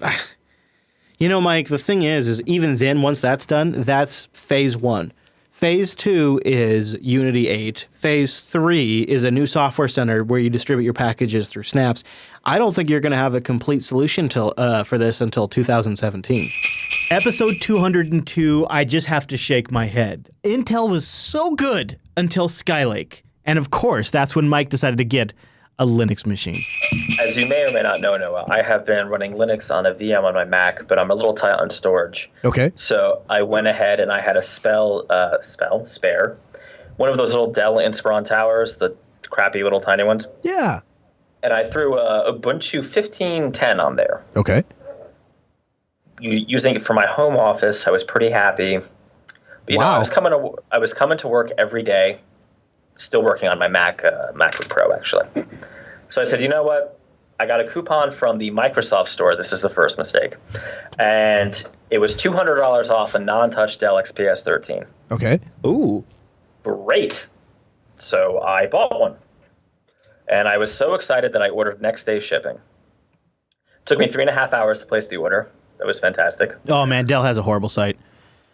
Yeah, it was Microsoft, actually. Oh. Well, I don't know about their site. They didn't understand that my bank was not one of the major 3 banks, apparently. Oh, yeah, that could be a problem. Yeah, so my bank kept declining the charge, so it was great. Yeah. And finally, we get it sorted out. They ship it out. It was awesome. I get it. So it's a signature edition, right? So it's loaded with Windows. Right.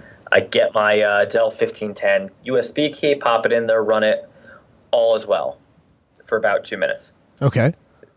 I realize that the Broadcom drivers that are available are not correct for my Wi-Fi. Right. And after about an hour and a half of searching, was told that actually if I just go to the Ubuntu 16.04, at the time it was one of the final betas, or maybe it was the release candidate, I'm not sure. They have a driver, and that's the only way to get this driver. Mm-hmm. You know what? Fine. I kind of wanted to do Ubuntu Mate anyway, so I went ahead and I got the Mate 16.04. It's important to know that at work, I plug my laptops into an external monitor. Sure. Okay. Yeah. Working beautifully. I was loving Mate. Is this by the way, real quick, is this the high-resolution XPS, or is it 1920 by 1080? No, it's the high-res one. Okay. Yeah. So that's... and Mate did okay with that? Yeah, it's the one you have right there on the screen, actually, $7.99. Yeah. So everything's fine. Great. Turns out that there is a Intel Skylake driver problem. Yes. That when not plugged into an external monitor, it cannot render the screen. and flickers every, I would say, 5 to 20. And you and I went back and forth of this on Twitter. Yes, we did. And then we tagged Popey, who works for Canonical, in, who said it's an upstream bug. And so basically just live with it. And but the problem is we have Skylake machines in studio. Right. And we have not had that upstream. Right. And I have, and I also have had older versions of Ubuntu where I've not had that issue on Skylake. I have not tried mirroring the display because I know yours didn't show up until you mirrored, Chris. Oh, yeah, for mine? Yeah. I didn't have any problems on my Skylake Ubuntu install until I hooked up a second display, and then I started having problems. So I have no problems when the second display is hooked up, and it only has the problem if I'm running it as a laptop. Oh, this is super frustrating. You know, and the thing is, the Sputnik edition of the Dell laptop, I'm not sure if it's immune of the Intel problem, but it definitely doesn't have the wireless problem. Right. And so, but it's like $300 more than that discount that he got, or maybe $400 Yeah, it more. would have been I wouldn't have bought it. It's really right. So I guess the first thing that comes to mind, Michael, is if I were in your situation, the first thing I would do is I would go to Amazon and I would just order an Intel PCI AC card. Because it's going to cost you like $35. And the problem with, even if you can get it working, every time you reload this machine, you're going to get to a point where it's like, oh yeah, that doesn't work. And then you're going to have to deal with, getting those drivers again and again and again, which is kind of a pain. So right here in studio, we have an XPS 13. In fact, this is what Noah's using right now. And this XPS 13 mic, I did the same thing. I wanted to get a review of this fast, so I bought the Windows version, and the Linux version wasn't on sale yet. And it's identical now to the Linux version because I did the same thing. I went on Amazon and I bought a replacement.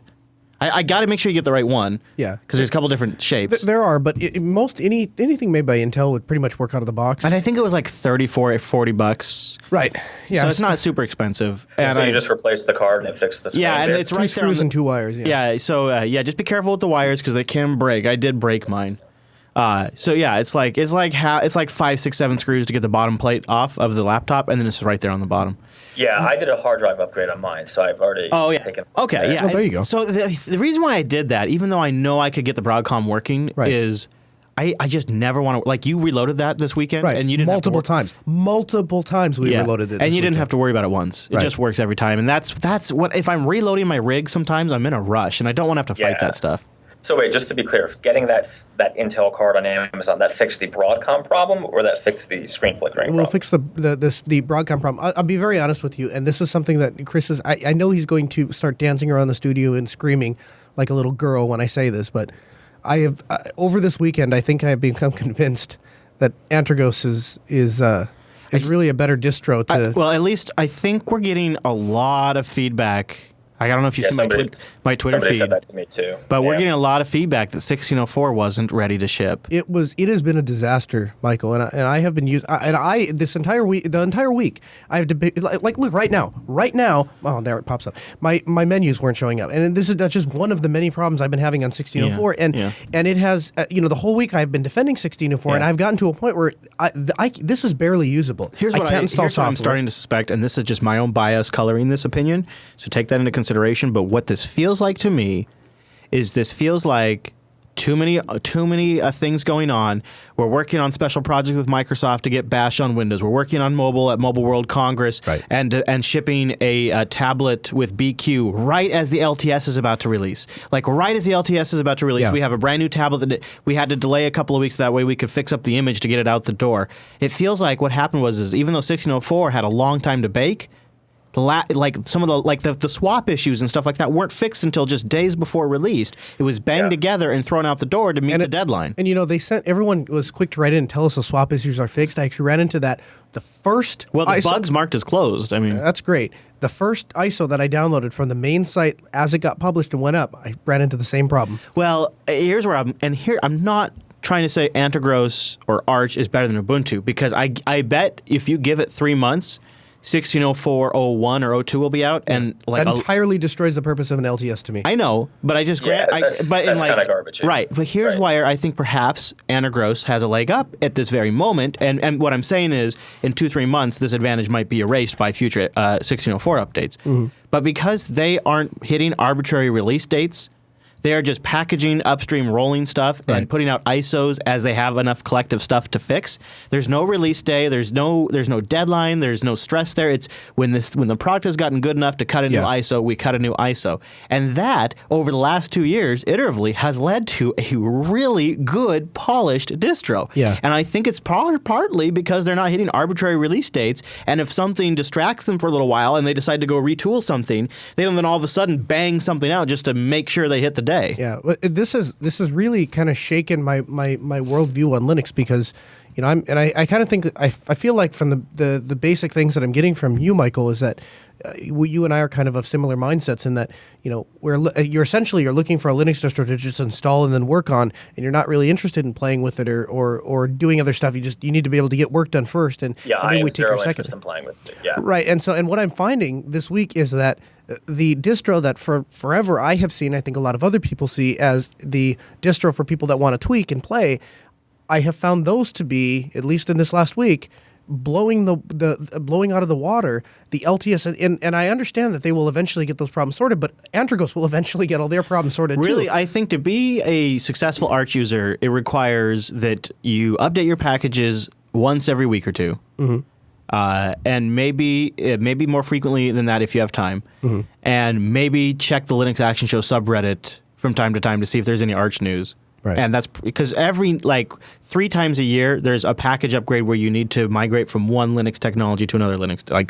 Right. It very rarely happens actually. And it would happen just automatically if you update, right? Yeah, but every now and then there might be some course of action you might need to take depending on your system. Mm. But that always, when that happens, is such big news that it's usually on any standard Linux news outsource, including our own shows, because it so rarely happens. Yeah.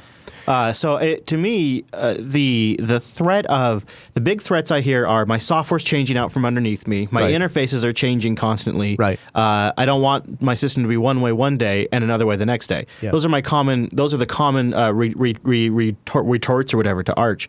And my response to all of those is you control when you do the update. Just maybe do it a little more frequently since it's rolling software. The targets, like the big ones, where like the UI changing, those are usually like the GNOME desktop getting updated. And honestly, don't you want that? Don't you want a nice new interface? If you don't, install Mate. It's all dependent on which desktop you install. So that's not a valid argument either. I'd make a challenge to you, Michael. I'd say when we get off the air, if you go download the Antergos installer and install Antergos Mate, it's going to look exactly like Ubuntu Mate. Well, actually it doesn't. It's a little different. But so Pacmatic is being recommended in the chat room to stay on top of breaking changes in Arch. Well, hang on, though, right? So let's just take it a step back, because I got a very passionate defense from a couple of Ubuntu guys that this is not an Ubuntu problem. This is a Linux kernel problem. That's what they say. So here's how it works with the different distros. I'm going to give you this in Ubuntu, it's never an Ubuntu problem. It's an upstream problem. By the way, I just want to apologize, you guys. If you're trying to convert people who are doing dev on Mac, and we've already gone this far into the internal politics, it's a losing game, right? I know. I honestly thought about just returning it. I'm just saying, we keep going. Okay, so really quickly, Ubuntu always blames upstream. It's never Ubuntu's fault. OpenSUSE always says, we have the best solution. We've engineered around it. And Fedora always says, well, the next time we do it, we're going to build a better version. That's so accurate. That is so accurate. Yeah, so that's so accurate. That's just, and the Arch response is, oh, well, you can make it work. That's the Arch response. Yeah. And so, you're right. Do me a favor, just before you return it, at least just install Antergos, if nothing more than a thought experience. Yeah. And then if after and you 3 days, the installer will ask you which desktop environment you want. And after 3 days, if all of your problems aren't solved, the ones that you're having, even including the Broadcom and the display, even without swapping the wireless card, if all those problems aren't solved in just by installing it, then consider returning it. Yeah, the wireless might be your one. But I had that Mac that we had. As long as you have a hardwired connection when you install it, it pulls down the Broadcom drivers for you. See, the Antergos, that's the one thing, is Antergos installer does require that you have an active internet connection, because it's literally pulling down the most recent packages during install. I can tether a phone. Yeah. Right? If you have Ethernet USB adapter, that works perfectly. Either way, Mike, I think you're right. That is a core issue. And Noah, you remember when we talked to Richard Brown? Mm-hmm. I was talking to him. Oh, you weren't there. It was Brian that was sitting with me. When I was talking to Richard Brown, one of the OpenSUSE chair people, and he's on Linux Unplugged all the time, I was telling him, I hear from Mike and we hear from developers that write in all the time that there's a few core issues with developing software for Linux. One is what toolkit do I use? Mm-hmm. Two is what's the language I should use? Like, do I do Python? Do I do Ruby? Do I do C? And then how the hell do I distribute that software to my end users, let alone make any money off it? Right. I'm just, I think that's where Mike gets hung up. I don't know. Do you have a response to because that's a comment? I think, Mike, that's a pretty good summary of some of the core issues, right? Yeah, I mean, for me, in order, it's stability of the system, because ultimately, most of the time, I'm working on some sort of Android or web project, so I can't be fixing my workstation constantly. The other thing was, I would like to write my own tools, and what is the quote-unquote blessed toolkit for someone who's not familiar with the platform, right? Like Integros would be totally foreign to me. So when I download and install Integros tonight or tomorrow, I'm going to have no idea what I'm looking at. It's really sad because that is the promise of the LTS. That is the promise of Ubuntu LTS, is that it is the program, it is the operating system that you download and install, and it just works out of the box. If you want to tweak, you can, but out of the box, you're going to have a really decent experience. Well, so Shri stopped by the booth. Remember our conversation with Shri, mm-hmm. and I talked to Shri about this, and he's looking at a real final silver bullet solution, and they're specifically talking about desktop packaging. It's not a server solution. They're talking about using sandboxed applications to deliver software. You write it once, and it runs on all Linux desktops. And we basically have he says we have all the fundamental technologies. They're launching a conference in September to sort of bring the GNOME group together, distro packages together, application developers together, and they're gonna meet at this first conference in September. They're planning to have it in Portland to hash out like an official way. And Mike, you should watch the interview because it's in this week's Last. He specifically says we're trying to develop a channel for people to make money on software on Linux. I'm sure based on my own prodding, Mike finally gave Antigros a shot in episode 203. How did your Antigros shot go that was apparently very heavily recommended to you last week? Yes, so Antigros did solve the problem. Really?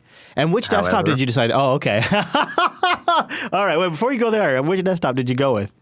No. Okay. Actually. Okay. And during my wife's hospital stay, her laptop was destroyed. So it made a lot more sense just to give her the XPS than to replace it. Oh. So all of those hours spent fiddling with drivers, installing, uninstalling. It is now, as we speak, being reformatted for Windows 10. So for a brief moment, you were seeing the other side of the Linux. What's it called when the pasture is green on the side? You went to the greener grass. You saw Antigros. I'll also tell you something about that GNOME desktop. Each distro configures it a little differently, but I've managed to whittle it down to a few essential extensions and a configuration that actually works quite well. But it does take a little bit of getting used to. Well, you gave it a shot, Mr. Dominic. You gave it a shot. Maybe there'll be a future, few months down the road, maybe this time next year, where life will arrange itself once again. A hardware disaster will strike. I will say, I still have a Dell desktop here that runs Linux, but right, yeah, and that one's still Ubuntu, right? And you didn't have the Skylake, you didn't, because I didn't have any problems. It's an old machine. Yeah, sure. There you go. I don't know. How can I say this? I don't know if the time I put in was worth it. Yeah, it's too much, right? It's too much research at this point. It's funny because I've been watching Leo Laporte do it too, and he really has been enjoying the process this time around of trying out different distributions. Like he said at some point he's got like a dozen different thumb drives with different distros on them that he's been trying out. And you really, if you go all in and you really spend some time geeking, then you can really get to a place where you're happy with it and you really feel like you got a solution that fits. But it is way too much when you're coming into it. It's just way too much to just straight move over and have your workflow continue without much interruption. It wasn't even the workflow stuff. A lot of it was like the drivers, right? Like that's the stuff that that really didn't seem worth it. But having said that, the thing Windows 10 didn't do much better. The thing too, what's really super unfortunate about the Skylake thing is, in honest to God, hand to heart, Intel has been really super good about drivers for years now, to the point of which they will literally often have the driver in the Linux kernel before they've even shipped the Intel CPU that the driver's for, or the graphics. Like, they have been so good for so many years. They just really screwed it up with Skylake. And I don't even know the core issue, but for years now, it has been, if you have it in all Intel system, you are going to have a trouble-free Linux experience. And that has really been the only requirements. If you walked into any Best Buy or computer store that just sold some piece of crap computer on the shelf, as long as it had mostly Intel parts in it and maybe NVIDIA graphics, you were 100% good to go. And so this Skylake thing has been a total curveball, and it really sucks that it hits you, because this driver's issue is an old Linux problem. And it's compounded right now by the state that Ubuntu is in, where they're not necessarily as aggressive as they used to be in keeping up with the latest kernel and the latest GTKs, and so you're really kind of hitting a conflux of issues. Welcome to Linux. Yeah, at some point I was spending more time fiddling with display drivers than I was, actually doing work. So yeah, and that's just with Intel. That's almost unheard of. Really, It's really unfortunate. But the Skylake issue will probably be fixed in a few months. So if you do down the road, try it again. In fact, it might even. I'm sure it'll work fine when I order an iMac. Now we enter the phase of Mike looking for the right hardware. He's thinking about Dells in 211. He starts there. He begins his investigation. So the machine. So the reason for the machine is pretty simple. The MacBook Pro keeps kernel panicking. Yeah. I have one of those cooling things. I'm doing all kinds of crazy stuff to keep it alive, and it's not working. Apple failed to release a new MacBook Pro this year, so I did not get one.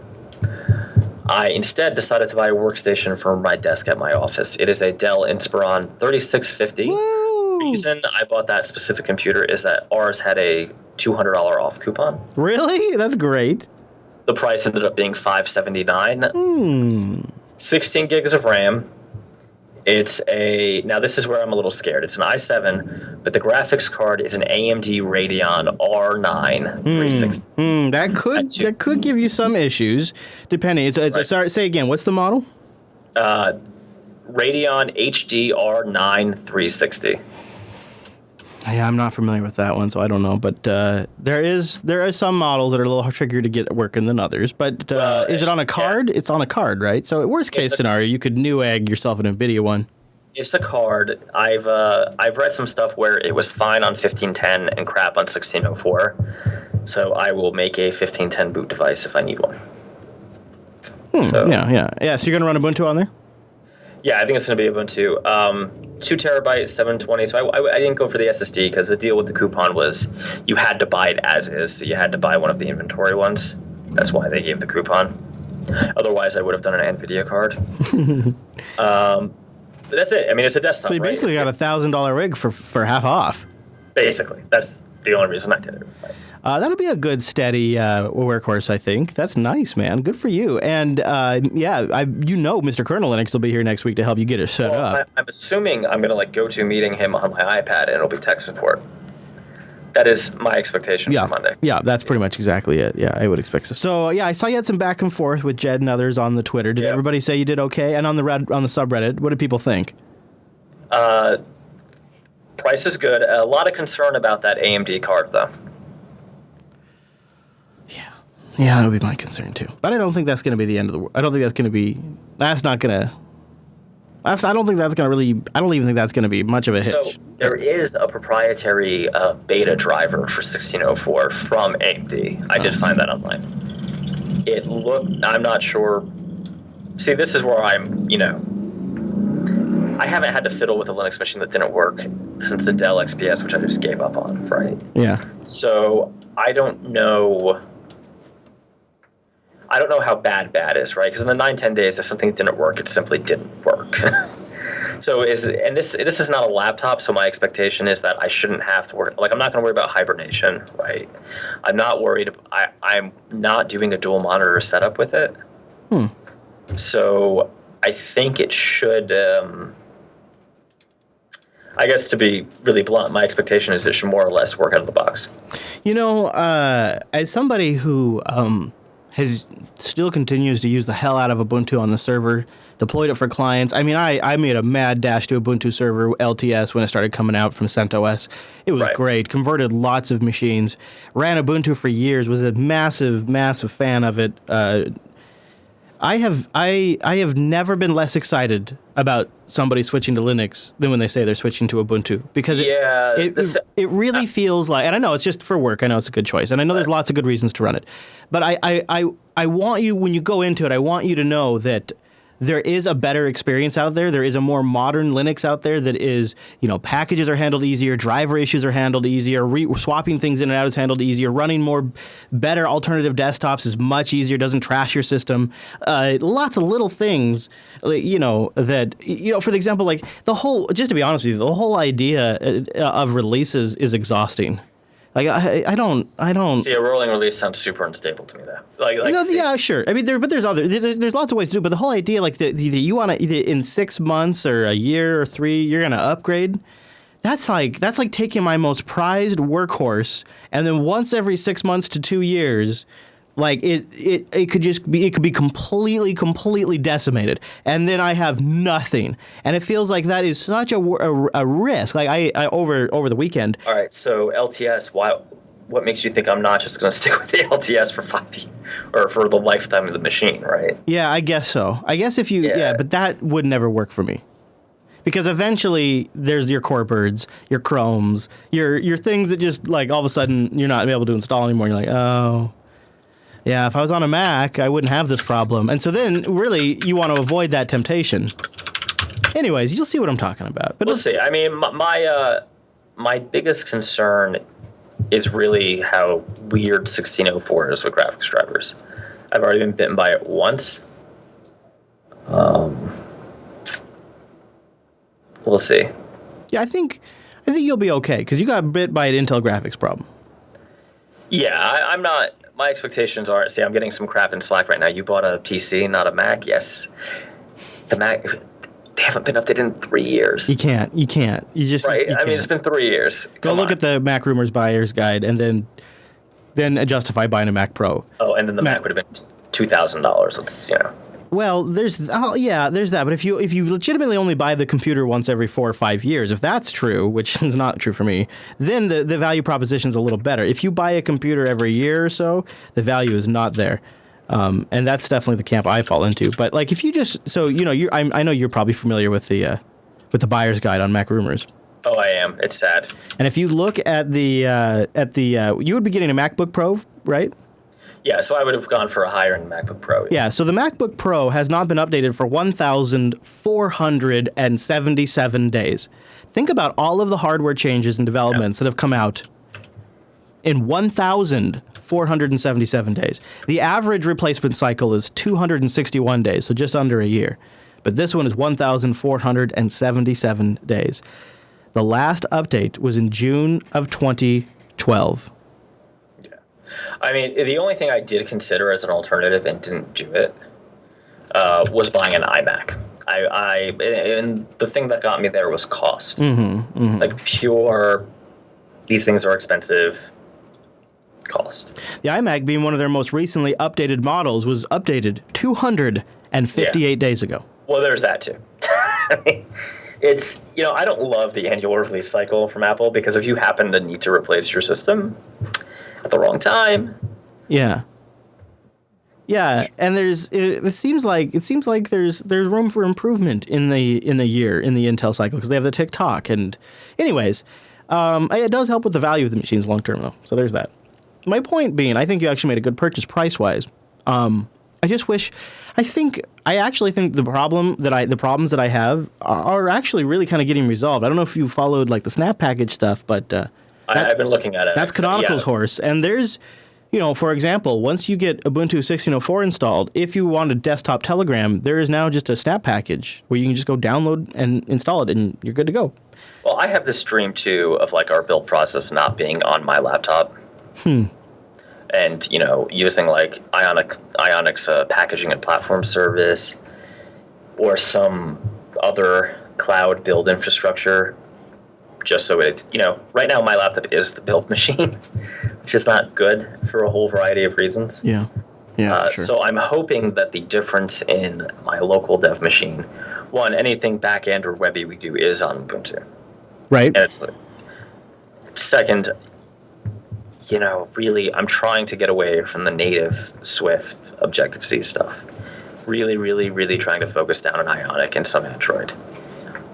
All of that stuff does easily support remote building, right?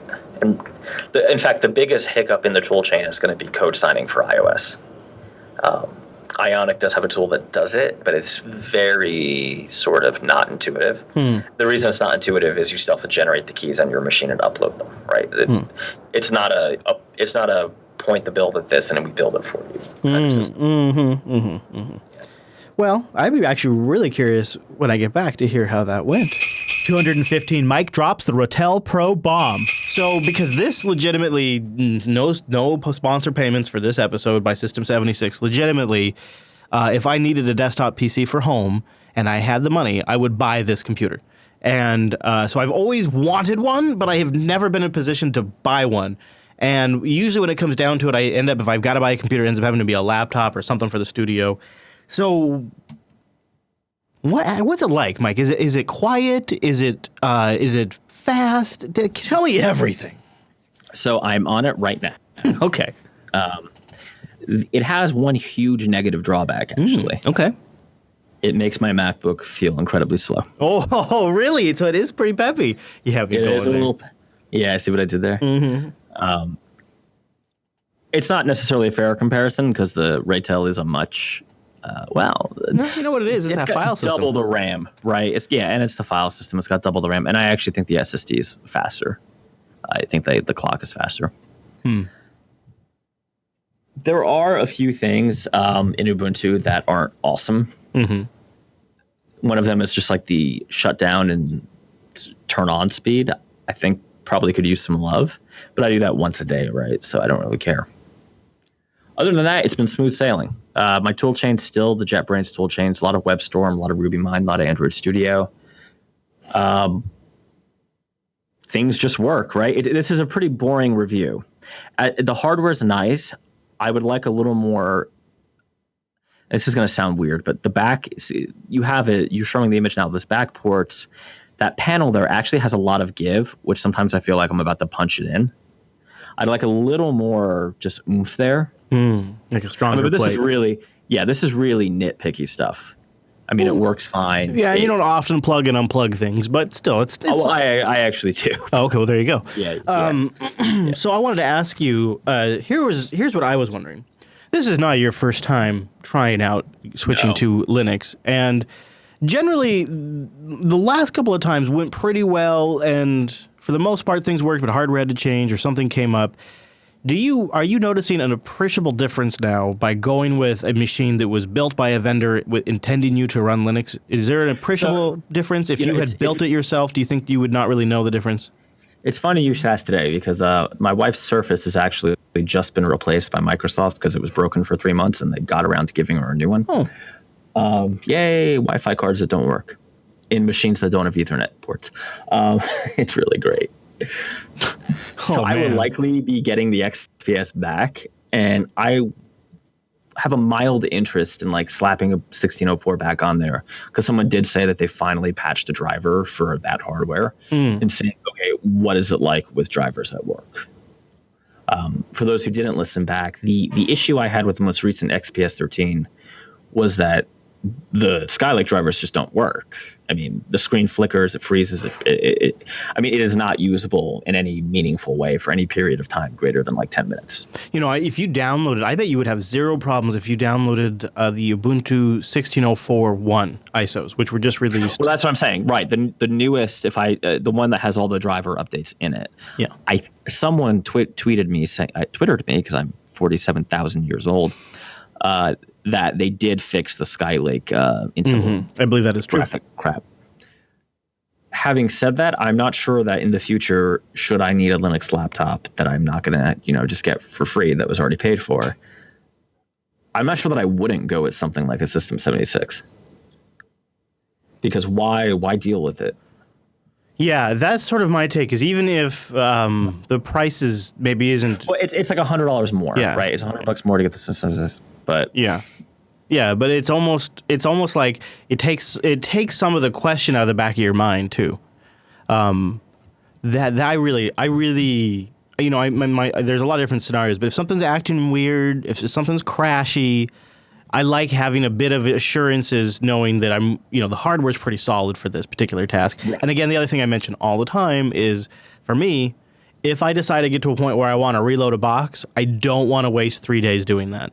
I don't want to fiddle with stuff that I fought with in the 90s.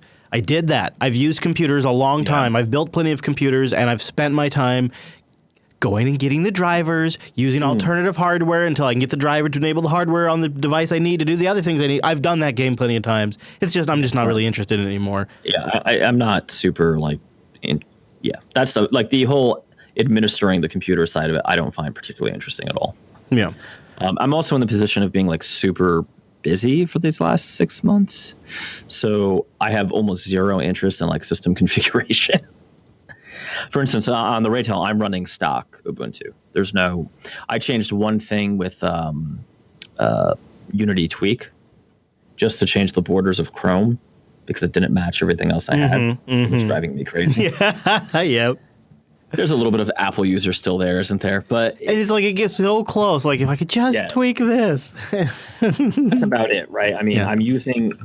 Oh, and I got rid of the really weird orange buttons on the top of every window because those are also bad. Yeah. So I wonder if you are an outlier of a potential. This is what I've been trying to get at is. I think there is a category of people who are first adopters that are like yourself that have workflows they're moving over to Linux simply because there's no real compelling reason not to at this point. Not necessarily because of some massive Linux platform advantage, although there is obviously some advantages in performance and price and ease of acquiring. And all those things are nice, not having to worry about licensing and activation and even having to worry about, like with the Mac, downloading only from the App Store, all that kind of crap we hate dealing with. You don't have to worry about with Linux. That's nice, but that's not what's making you switch to it. What's making you switch to it is there's really not a compelling reason not to, right? Well, no, actually. Okay, good. I would say the biggest driver is nothing that. Well, it's unfair, right? Ubuntu in particular has become extremely boring and stable, which is a feature, because I'm writing software that's unstable in its own right. Ha ha ha. So I don't need my OS to be unstable. Yeah, no, that's legit. But also the Macs have become increasingly a bad value. And as I'm unable to update them, it becomes a more permanent investment that it's just not worth it, right? If you were to look and buy a new MacBook Pro right now, you're buying, I think it's like 3-year-old hardware for top dollar still. There is no way to look at it. There's no favorable way to look at it because even by now, Apple, if they cared, could have released a statement or leaked a story to the Wall Street Journal or could have even just revved the chipsets in these machines. Even because like to say that there's no compelling reason to upgrade them is false. There have been substantial GPU releases and improvements that would be absolutely worth incorporating in machines that are often used for work. And it just, to me, that you're right. This is a huge, huge issue. And the problem is how do you really know when it's been fixed, too? Because right now, you don't need me to pull up the Mac Buyer's Guide because the numbers are horrible. You don't need me to do it. Yeah, I don't know what they are. I mean, I don't watch this religiously, but I know, the MacBook Pro you would buy is I think actually the one I have, and is 3 years old. So yeah, exactly. Maybe there's a half rev, but no. I don't think there is. No, yeah. I mean, okay, I'm all right. Now you see, you got me doing it now. Now I'm looking. People hate it when I do this. So you're talking about the MacBook, the Retina or the non-Retina? I have the Retina. Okay, so I have the first Retina. Yeah, I know that. So the MacBook Pro Retina has not been updated for 433 days. We're now measuring the update. So there has been a rev, though. Yes, we're now measuring the updates, though, in years. You're measuring those updates in years now. And here's where I want to go really quickly. We don't have to dwell on this. How do you know when Apple has solved this problem? Because when they update them, they will eventually update these. That just is one update. It's going to take 2 or 3 more releases before you can trust that they're going to continue to rev these in a way that's worth your investment. That is the core issue here, is they have lost so much trust across their hardware line for the last few years. it's gonna take years of updates before you're gonna know what their new release cadence is. And look at the Mac Mini, which by all accounts could be the best entry-level machine for somebody who wants to get interested in iOS development, that doesn't have a lot of money to invest, but already has their own monitor, mouse, and keyboard. The Mac Mini is almost the worst computer you could possibly buy right now. 648 days, and legitimately, the last update to the Mac Mini, some argue, was a downgrade, so much so that the version of the Mac Mini before this one is selling like crazy on eBay right now. Because some prefer that model over this one. 648 days. So is that the core reason you switched to Linux? I mean, that seems like a problem, but it doesn't seem like a problem that would make you want to upend your workflow. It's the core reason, no, but I don't even think you're as bad as it is to bring up the Mac Buyer's Guide. I think you're understating the problem, actually. Okay. It's not just that the initial investment is bad. It's that you cannot upgrade the hardware. Like full stop, right? Yeah, you're stuck with it. You're stuck with it. Even the memory now is soldered in on some of them. Right. No, I mean, period. You can't upgrade the hardware. So you have to buy the most expensive one you can when you buy it. Right. Which makes it pretty tough. I don't see the Macs as real development workstations. I don't think they're going in that direction. I mean, they obviously are development workstations now, but I think in the future, Tim Cook himself uses an iPad Pro as his only computer, he says. That's what he says. I see them more as utilities, right? As sealed appliances, right? Gadget appliances, which is just not what I want to be using. Now, having said that, if I hire somebody, I think it makes sense for them to use Mac because they can't break it. I mean, and that's where the walled garden kind of makes sense. I mean, Chromebook. Oh, Chromebook. First of all, you can't really do dev on a Chromebook. Yeah, okay. All right. Yeah, you're just like... So, okay, here's my initial question. This is what got us on this rabbit hole. Go ahead. Do you think this is the beginning of a trend? So the other person I've been watching with some interest recently is Leo Laporte, who famously poo-pooed Linux quite a bit a couple of years ago, and then suddenly realized that, you know what, tinkering with your computer can be fun, and depending on which Linux you go with, there's tinkering that can be had. And he has gone through months now of a rabbit hole process of learning about Linux. He's bought a System 76 Oryx Pro, and he just bought another workstation that he's going to install FreeBSD on. He's like all in now. He's using the Oryx Pro to do his shows, running Ubuntu GNOME. And I think one of the things that draws him, based on what I've watched from him, is he doesn't like the way commercial operating systems get drug around. He doesn't trust them security-wise. And he likes the security and trust and configurability of Linux. And then with FreeBSD, he likes sort of like their fundamentals and their philosophies. And I'm watching you two guys both experiment with this and wondering if there's going to be a lot more people doing this. Okay, so let's just back it up there. I strongly doubt that either myself or Leo Laporte is able. First of all, he's using BSD right now, by the way. Well, he's using Linux too. Oh, is he? I just heard him talk about OpenBSD. The security thing, I think, is a super straw man argument because I have a feeling that Leo Laporte and I, by accident, will create more security flaws than Apple ever could by, malice. Assuming we're actually tinkering with our system, which is, by the way, a reason I don't, right? Absolutely. Yeah, I mean, I'm not. So I would actually say, in a way, Leo Laporte and I are counter examples to each other. I disagree. I disagree. I think it's different reasons, but core element. I think there is technology enthusiasts who are sometimes early adopters or trend watchers. I think see this coming. I mean, I think this is something that's the thing you two are sharing in common that perhaps is leading you here. For how you enjoy it or how you use it, those are unique to your particular work scenarios. All right, well, let me hit you with something else. In a wider sense, I've been talking a lot about Ionic, a lot about Docker, a lot about kind of back-end, more, quote, Linuxy development, right? And I know that's not really a fair term. See, I have the sense that a lot of the interesting stuff isn't happening on the client side, isn't happening on iOS in particular anymore. It's happening in the cloud. It's happening, and I hate that term, but it really containerization, right? Backend stuff, AI, bots, all of that's all server side. So to me, another reason that I think this makes sense is from a practical point of view, it's good to be working in an environment that mirrors my deployment environment to a point. Obviously, I'm not running a desktop on my deployment environment.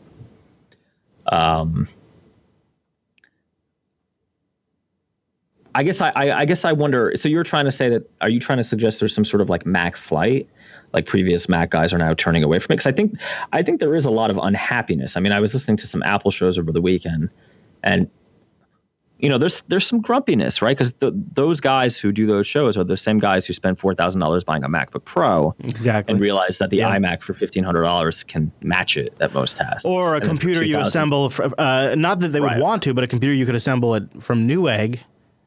And maybe run Windows 10 on it or whatever, $900, and it's just as powerful as a higher end Mac.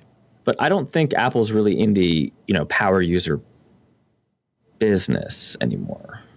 Or it doesn't feel like they are, right? Boy, I think the Final Cut team would disagree with you, and I think the people that are working on a few of the new features for Apple File System would disagree with you, but I don't know. It doesn't seem like it to me. We've been, I don't know. I don't like the direction the chat room is going with this conversation. So it's making me think that maybe we should. Yeah, I think we should move on. I mean, just a few more points about the hardware. Yeah, I'm not going to chide everybody for tribalism again today because I've done it 100 times. But this is a really good computer. Seriously. It is slightly more expensive than the equivalent Windows computer I could have bought. But I got to be honest, I seriously would question not just going for the, for the System 76, and not necessarily them, right? It could be, who knows, by the time. One nice thing is this is a 4 to 5 year machine for me, not a 2-year machine for me. So next time it's time to update, I think I would definitely stick in this direction. Once you've got the desktop nailed down, you got to have a mobile workflow, and that's where Mike gets his mobile Linux laptop. You got yourself one of them lemurs over there at the System 76. One of these 13-inchers, right? Let me tell you what happened. Yeah, tell me all about it, because last time I checked, you were building iOS apps, and you were building Android apps, and you were building iOS apps, and iOS apps, which last time I checked, Xcode don't work on Linux. Have you gone crazy? I'm sorry, what kind of apps was I building? So I was at a draft Magic the Gathering party at my house. Is this for real? Are you pulling my leg? No, this is for real. Okay. And I got stuck on baby duty by the missus because, there were other strapping young gentlemen there, and, girls got a party, right? Word. She gotta get the hell out of there. Yeah, exactly. Well, no, she was there. She was drafting. Oh, she's a hardcore planeswalker. Oh, she had work to do. She had work to do. She's like Liliana. So I'm Mama's got to hustle. I'm sitting there holding the baby, watching My Little Pony. I shit you not.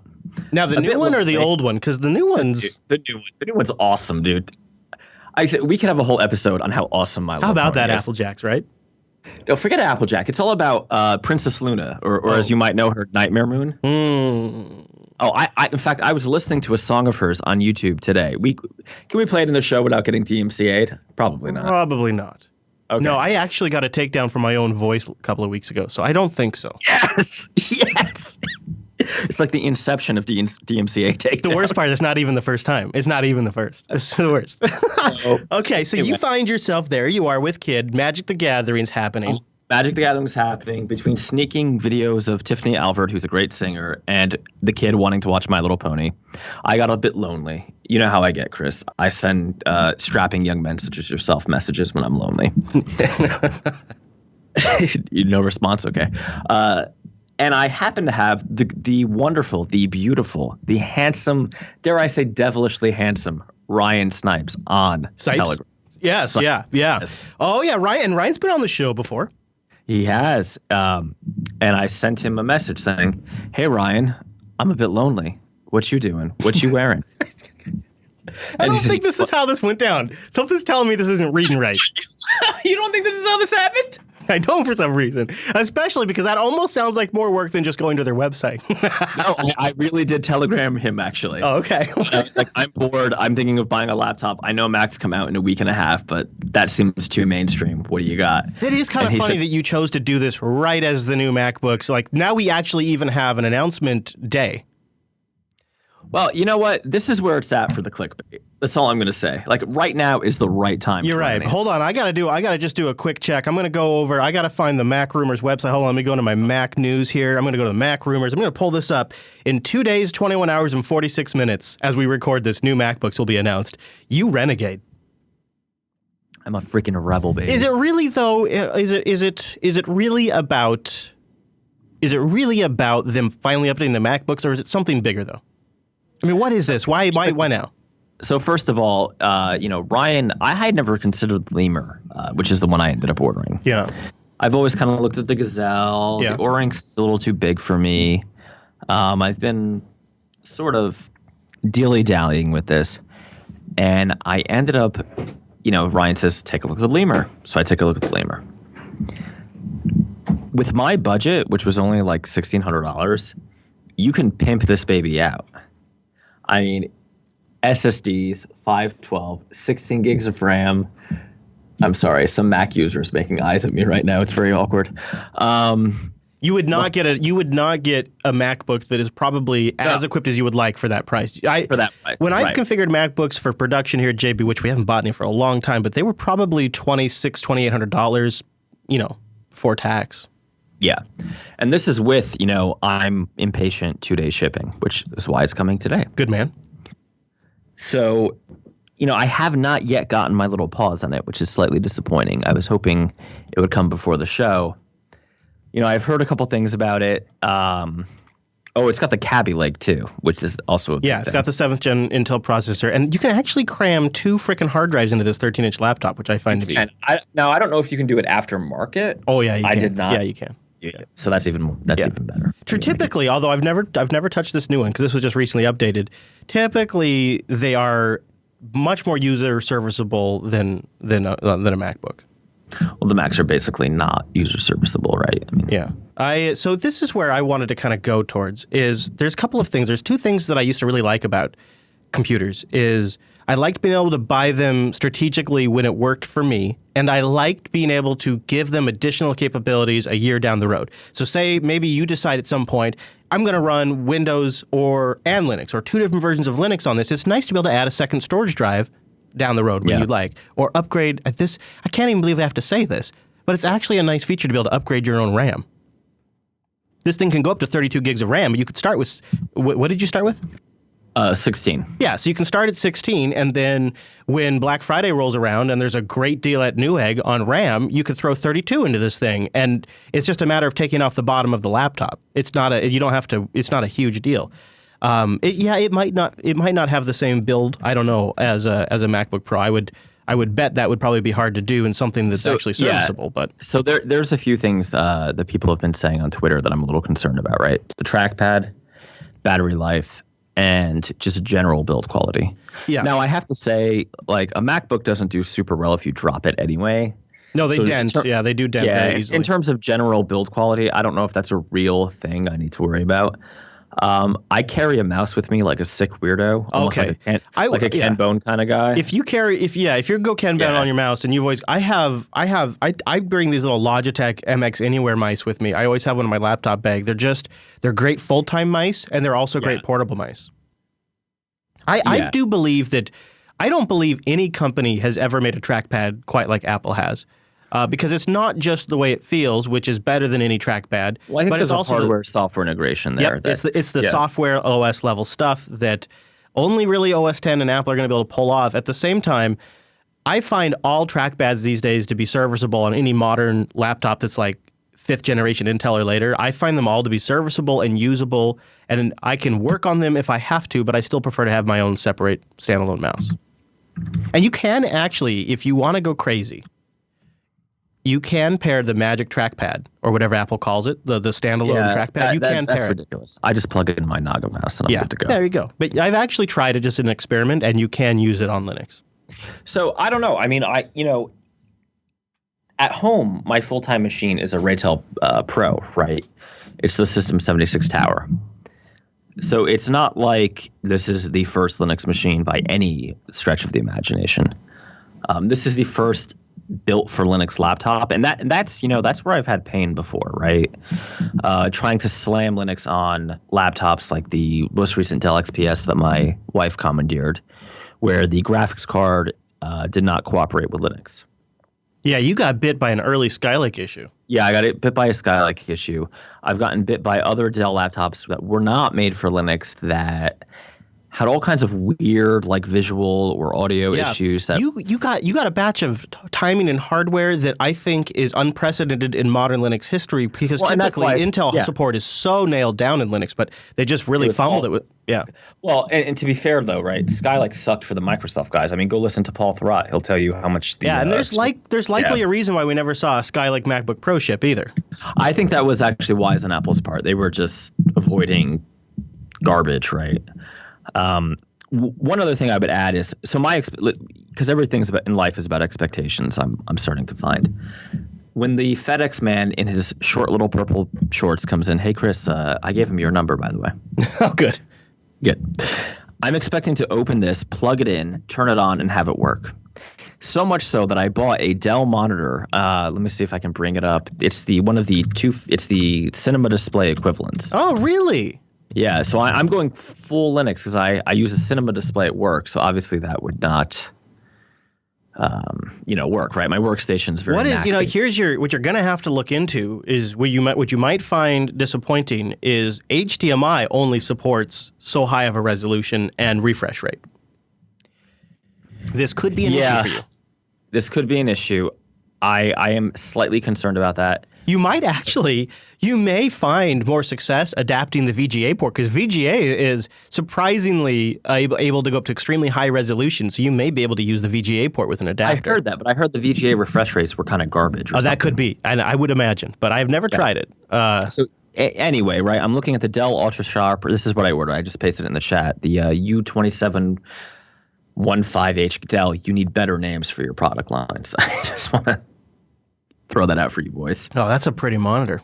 Yeah, that is a pretty monitor. It is the exact equivalent of the cinema display I have, but of course half the price because it's not made by Apple. I bet you could put a link to this in the System 76 support page and ask them what your chances are going to be, and they could give you an answer before you even take it out of the box.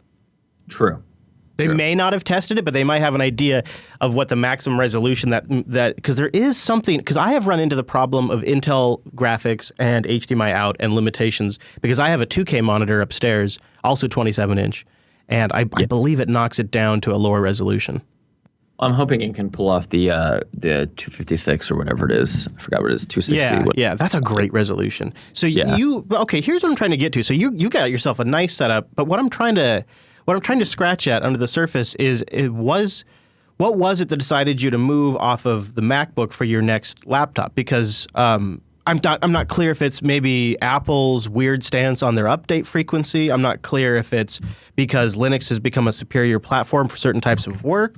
What was sort of the deciding factor? Or is it just simply that you could buy 2 of these a year for one MacBook? Well, that does help, right?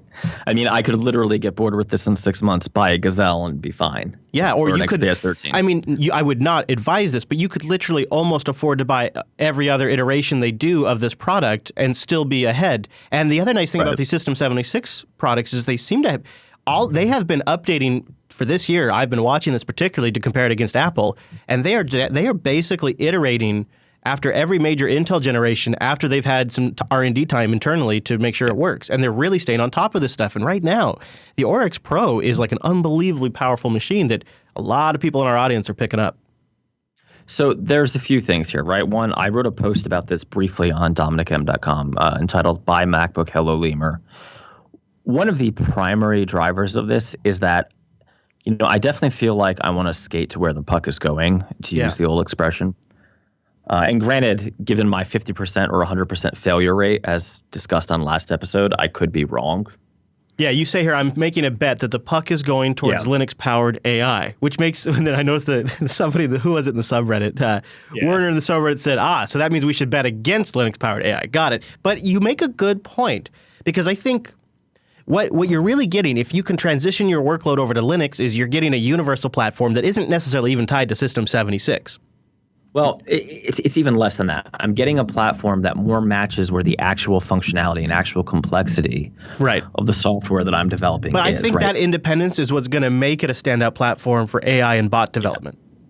Yeah, I think so. I mean, one of my largest clients right now is an iOS app with a Linux backend, and the iOS app is basically a pseudo-pretty front end to a really complicated Rails app on a Linux server, right? The actual challenge of that project has nothing to do with the iOS app, right?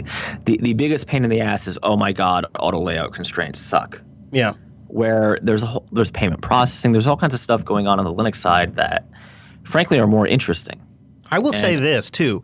I think, sometimes in the past, when you were kind of and betting on RT or Android Wear, I kind of listen like, okay, you make a compelling case, and I think in both cases you released compelling products. I'm like, oh, right, that does make sense for that platform.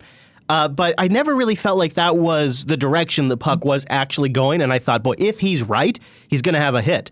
But it doesn't feel like it's the right direction. This seems like an obvious direction because of Linux's presence on the cloud and the very back-end nature and compute requirements of AI and bots. This seems And let's be, bigger picture here, other than little tiny ass Buccaneer tech in a crappy 2-room office in Eatontown, right?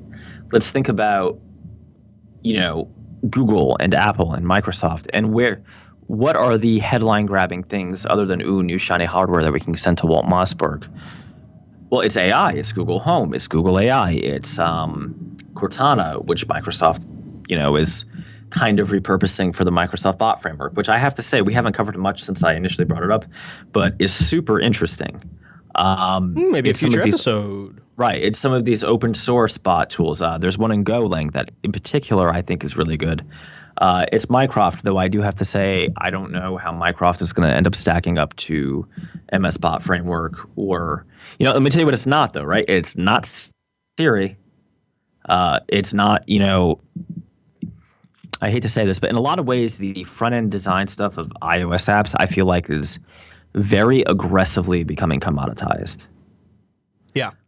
Which is not a place I want to live in because I have a wife and a kid. Yeah, but I don't feel like you can make much stronger of an argument on any other mobile platform either.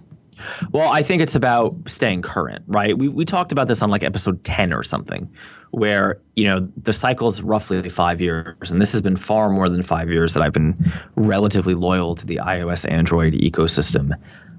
And we're getting to the point where, everybody that should have an app is either having one or they know how to develop one for not that much money. Also, the other side, the market sort of decided where they value apps from both the user purchasing perspective and the people looking to have these created, and I don't think it's where you want it to be. Well, I think it's, let's be brutal. It's really, really tough to compete with, Upwork, although there's an article about that in the subreddit. Yeah. Right, but $100 an hour versus $10 an hour. that's a hell of a competition, right? I don't know, and it's not what I want to do, to be honest, anymore. I mean, I don't mind building iOS apps. I don't mind building Android apps. I do it all the time. But I definitely think that they've become mature enough that, it is a service I offer. It is my primary service. Mm-hmm. But that is probably not the 10 years out future. Yeah. And the other thing, think about it, in some sense, Linux is becoming such a dominant platform. And really, Ubuntu, in such a big way, is the biggest platform. Yeah. I mean, this is a little scary. There is a side story here about kind of an Ubuntu sort of hegemony. I agree, but if you look at it from the advantage that market presence gives you as a developer to target it, you don't have to worry about is this going to sell better or do better in the iOS App Store, or is this going to be better on Android, and how should I model this? Because in this space, and specifically for businesses, a lot of them are already going to be running Linux, and there's going to be the differences between Red Hat and Ubuntu for development are becoming less and less, and there's going to be people willing to pay because it's business stuff, it's enterprise. Right, but let's be clear, right? So I see the front ends of this software being iOS apps, Android apps, web apps. That makes sense, or at least one of them. I don't think they go away.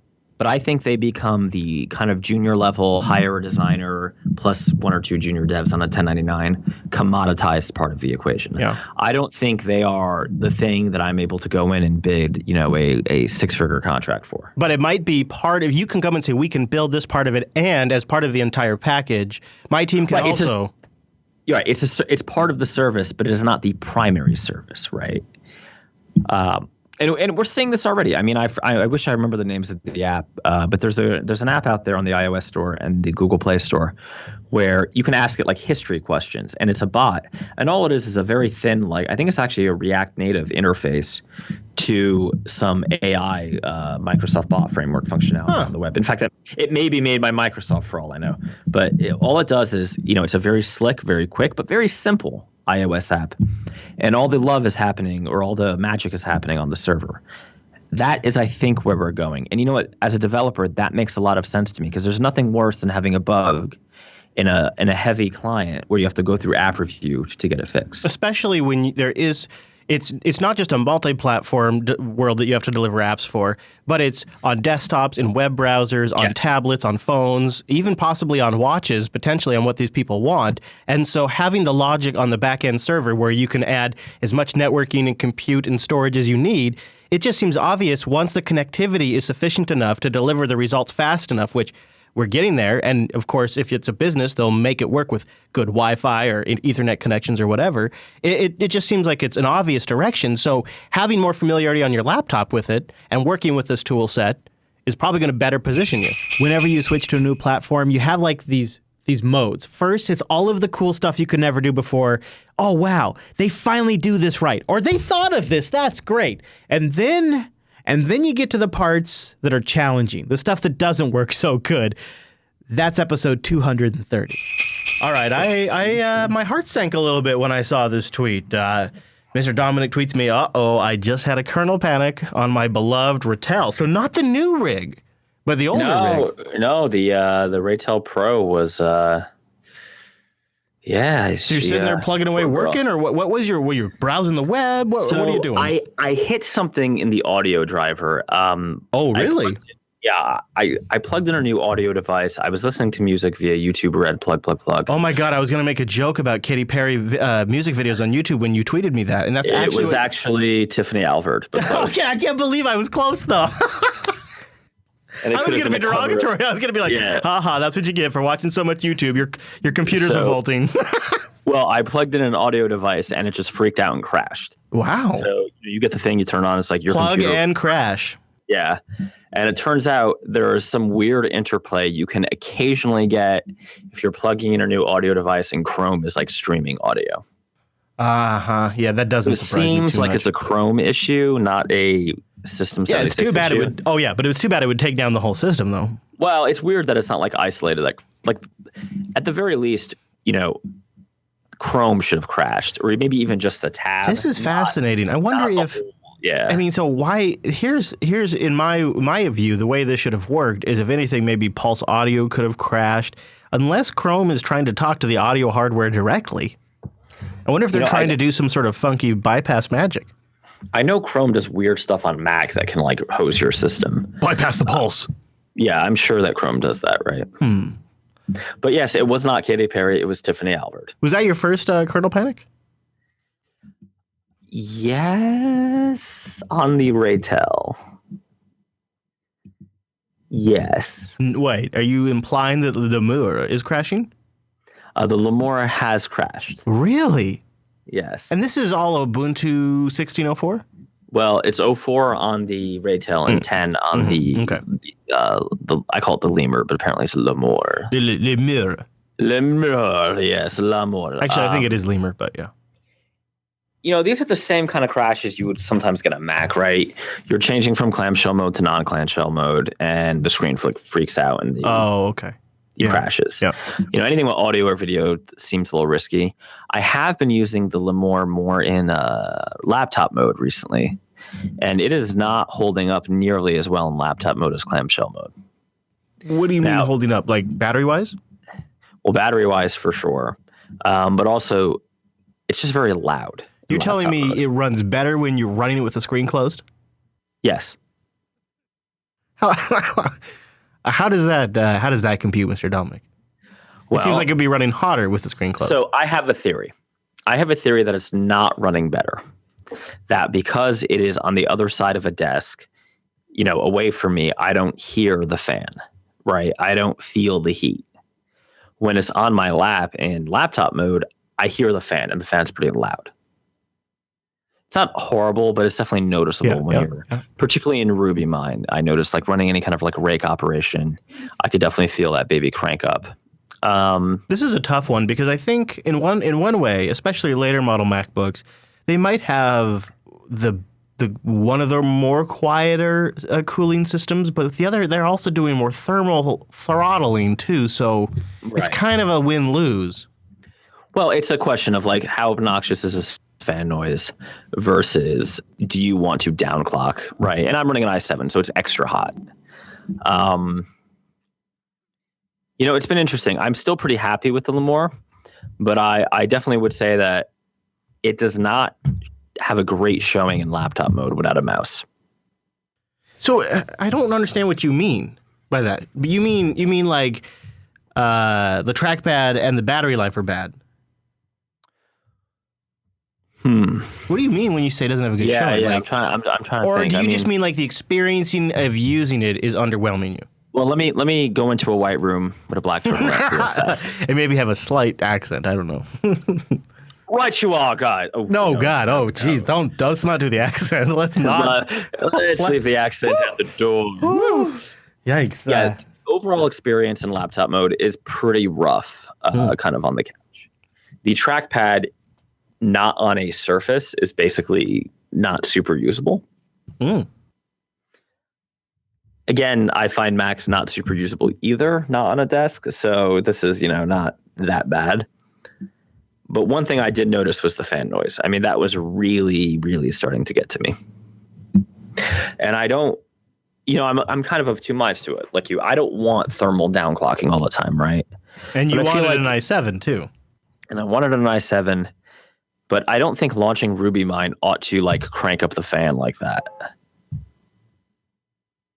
And it's a little weird. Yeah, I definitely noticed that my MacBook 2013, it runs the fans more and louder under Linux than it does under the Mac. But I always attribute that to the thermals are so much different, and Apple has so many drivers that they don't release that. I don't really know but I do notice it runs hotter under Linux. That is for sure. Now I have other systems like my Apollo, which is Skylake. It doesn't tend to get loud that often. Unless I really push it. Well, to be totally unfair to the Lemur, like the Raytail's silent, which it's a desktop and it has lots of room for like natural cooling and all that. Yeah, and a larger CPU cooling fan, which makes a big difference in terms of noise. But I would say, in terms of if I had to pick only one System 76 Linux computer, I would probably keep the Raytail. Yeah? Yeah, for me, just because I'm recording, the machine sound is a really, really big deal. And I was having issues with it just yesterday. I don't like the sound of computer fans when I'm recording, and I have so many computers in here, it's still a bit of an issue. Yeah, it's interesting. I mean, having said that, would I be willing to pay double for the equivalent MacBook? No, right? I mean, yeah, I wonder if that's the question. Like, if this is a work tool, like we mentioned last week, I think it was, you could buy 2 of these a year for the cost of a MacBook, or more, actually. And so you could, in theory, buy every iteration of the System 76, every small upgrade they do and tweak, and still be, if you say, I say you buy a new Mac every couple of years. Right. Or every year in some cases. I don't know. There is some trade-offs, and I wonder if we have all sort of collectively been convinced to fall harder on the side of thin, light, and quiet, and if it isn't worth... Well, I will say, though, that if I was more of a traditional laptop user and I didn't run my machines in clamshell mode, the trackpad, the first couple of days it was fine, the first week it was fine, but now, sitting on the couch with the missus and having the baby crawling around, it's like, okay, I need to be able to do things fast, and having a trackpad that doesn't feel accurate is pretty annoying. And this is the stock install, right? Yeah, this is the stock install. Okay. The fan noise I honestly I can put up with, right? I've got the TV going, I've got music on, and it's really weird. it comes on and it comes off because it's obviously hitting some sort of thermal metric running and turning off. And using Chrome probably, right? Because that's what seems to turn my fan. I'm always in Chrome and I'm always got something streaming. And every JetBrains IDE is basically a big bag of Java, so it's probably using a ton of memory, right? So there's reasons that like it could get hot that makes sense.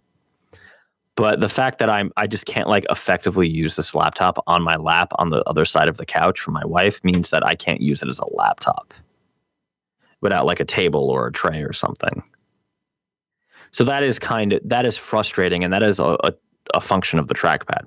And I'm not sure, remember System76 is not a sponsor of this show.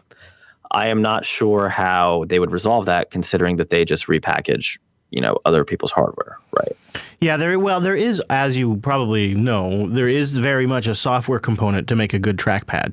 Yeah, and there is tweaks they can make there because they have a System76 driver, which I assume would be installed on your system. It is pre-installed. I mean, there's some things you can tweak. I would imagine they've probably pushed it as far as they can. I mean, I don't have a lot of experience with Lenovo current laptops, but there is not a lot of laptops out there that have good trackpads. I actually kind of like the touch point things, whatever those little nipples are. The old little red nipples. Yeah, because they're quick and accurate. Yeah, they're accurate. I mean, I whipped out my wife's Dell XPS just to like try the trackpad there, and it's not much better. So I'm still willing to say that like the System76 Lemur is within the band of crappy non-Apple trackpads.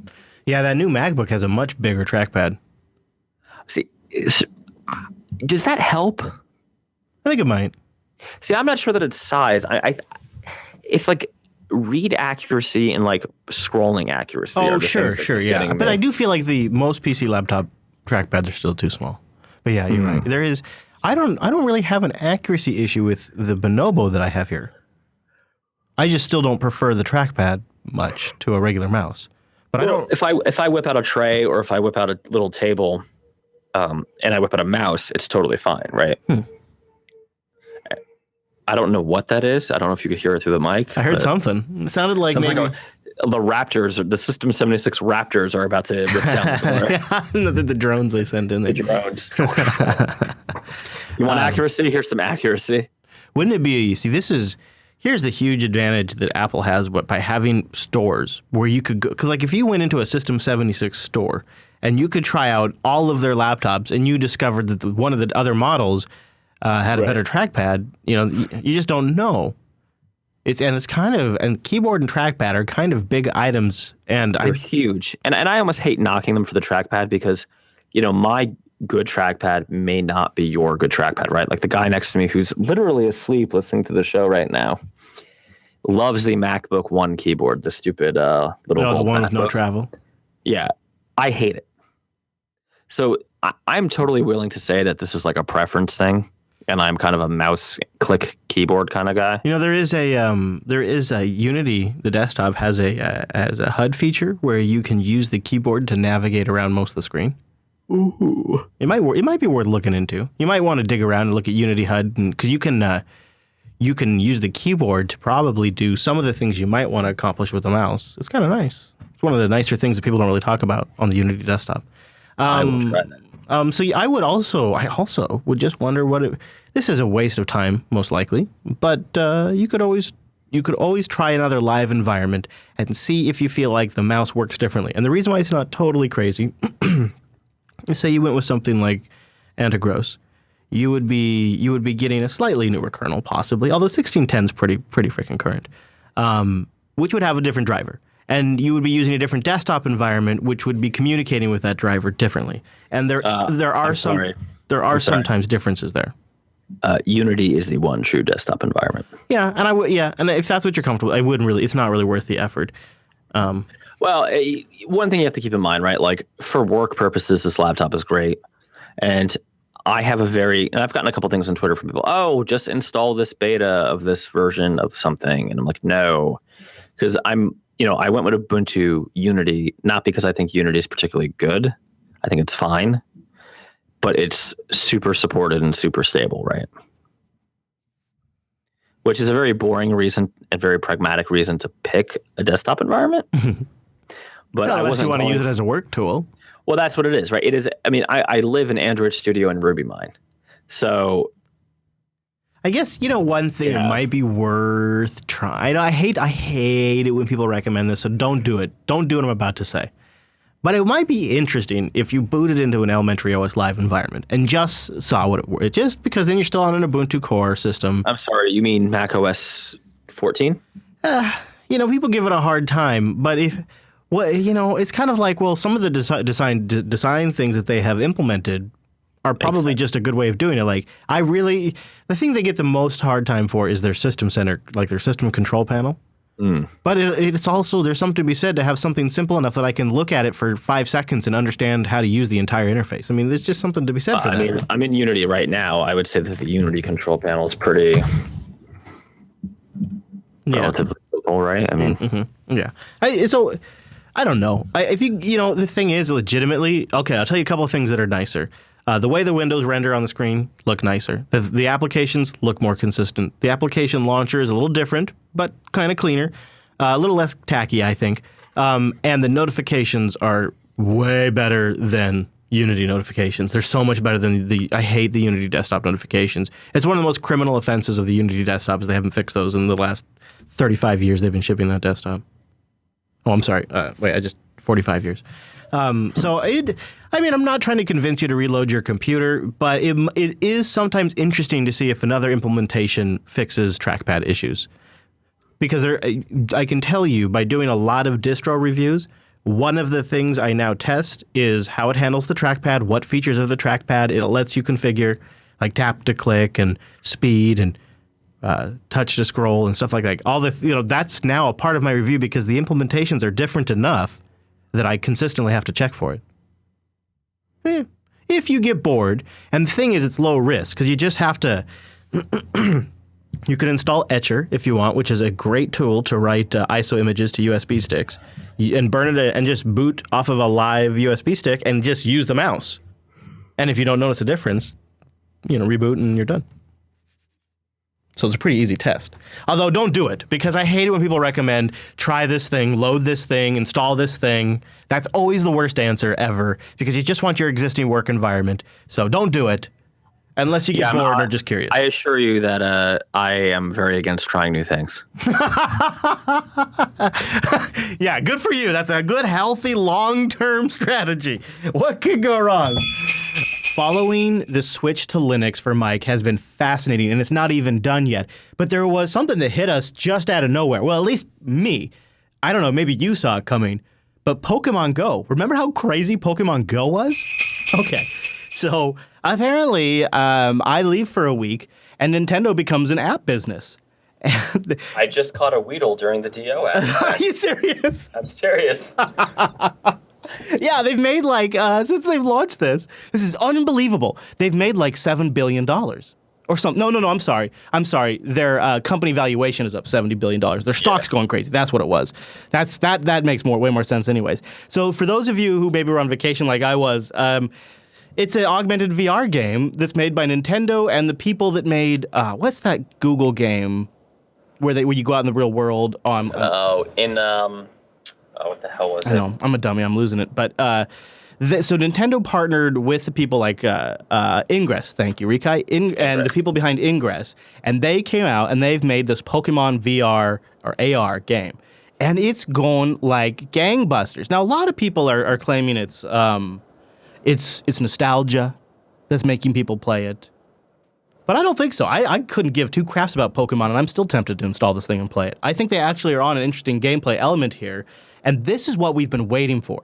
We have been waiting for Nintendo to enter the mobile gaming market.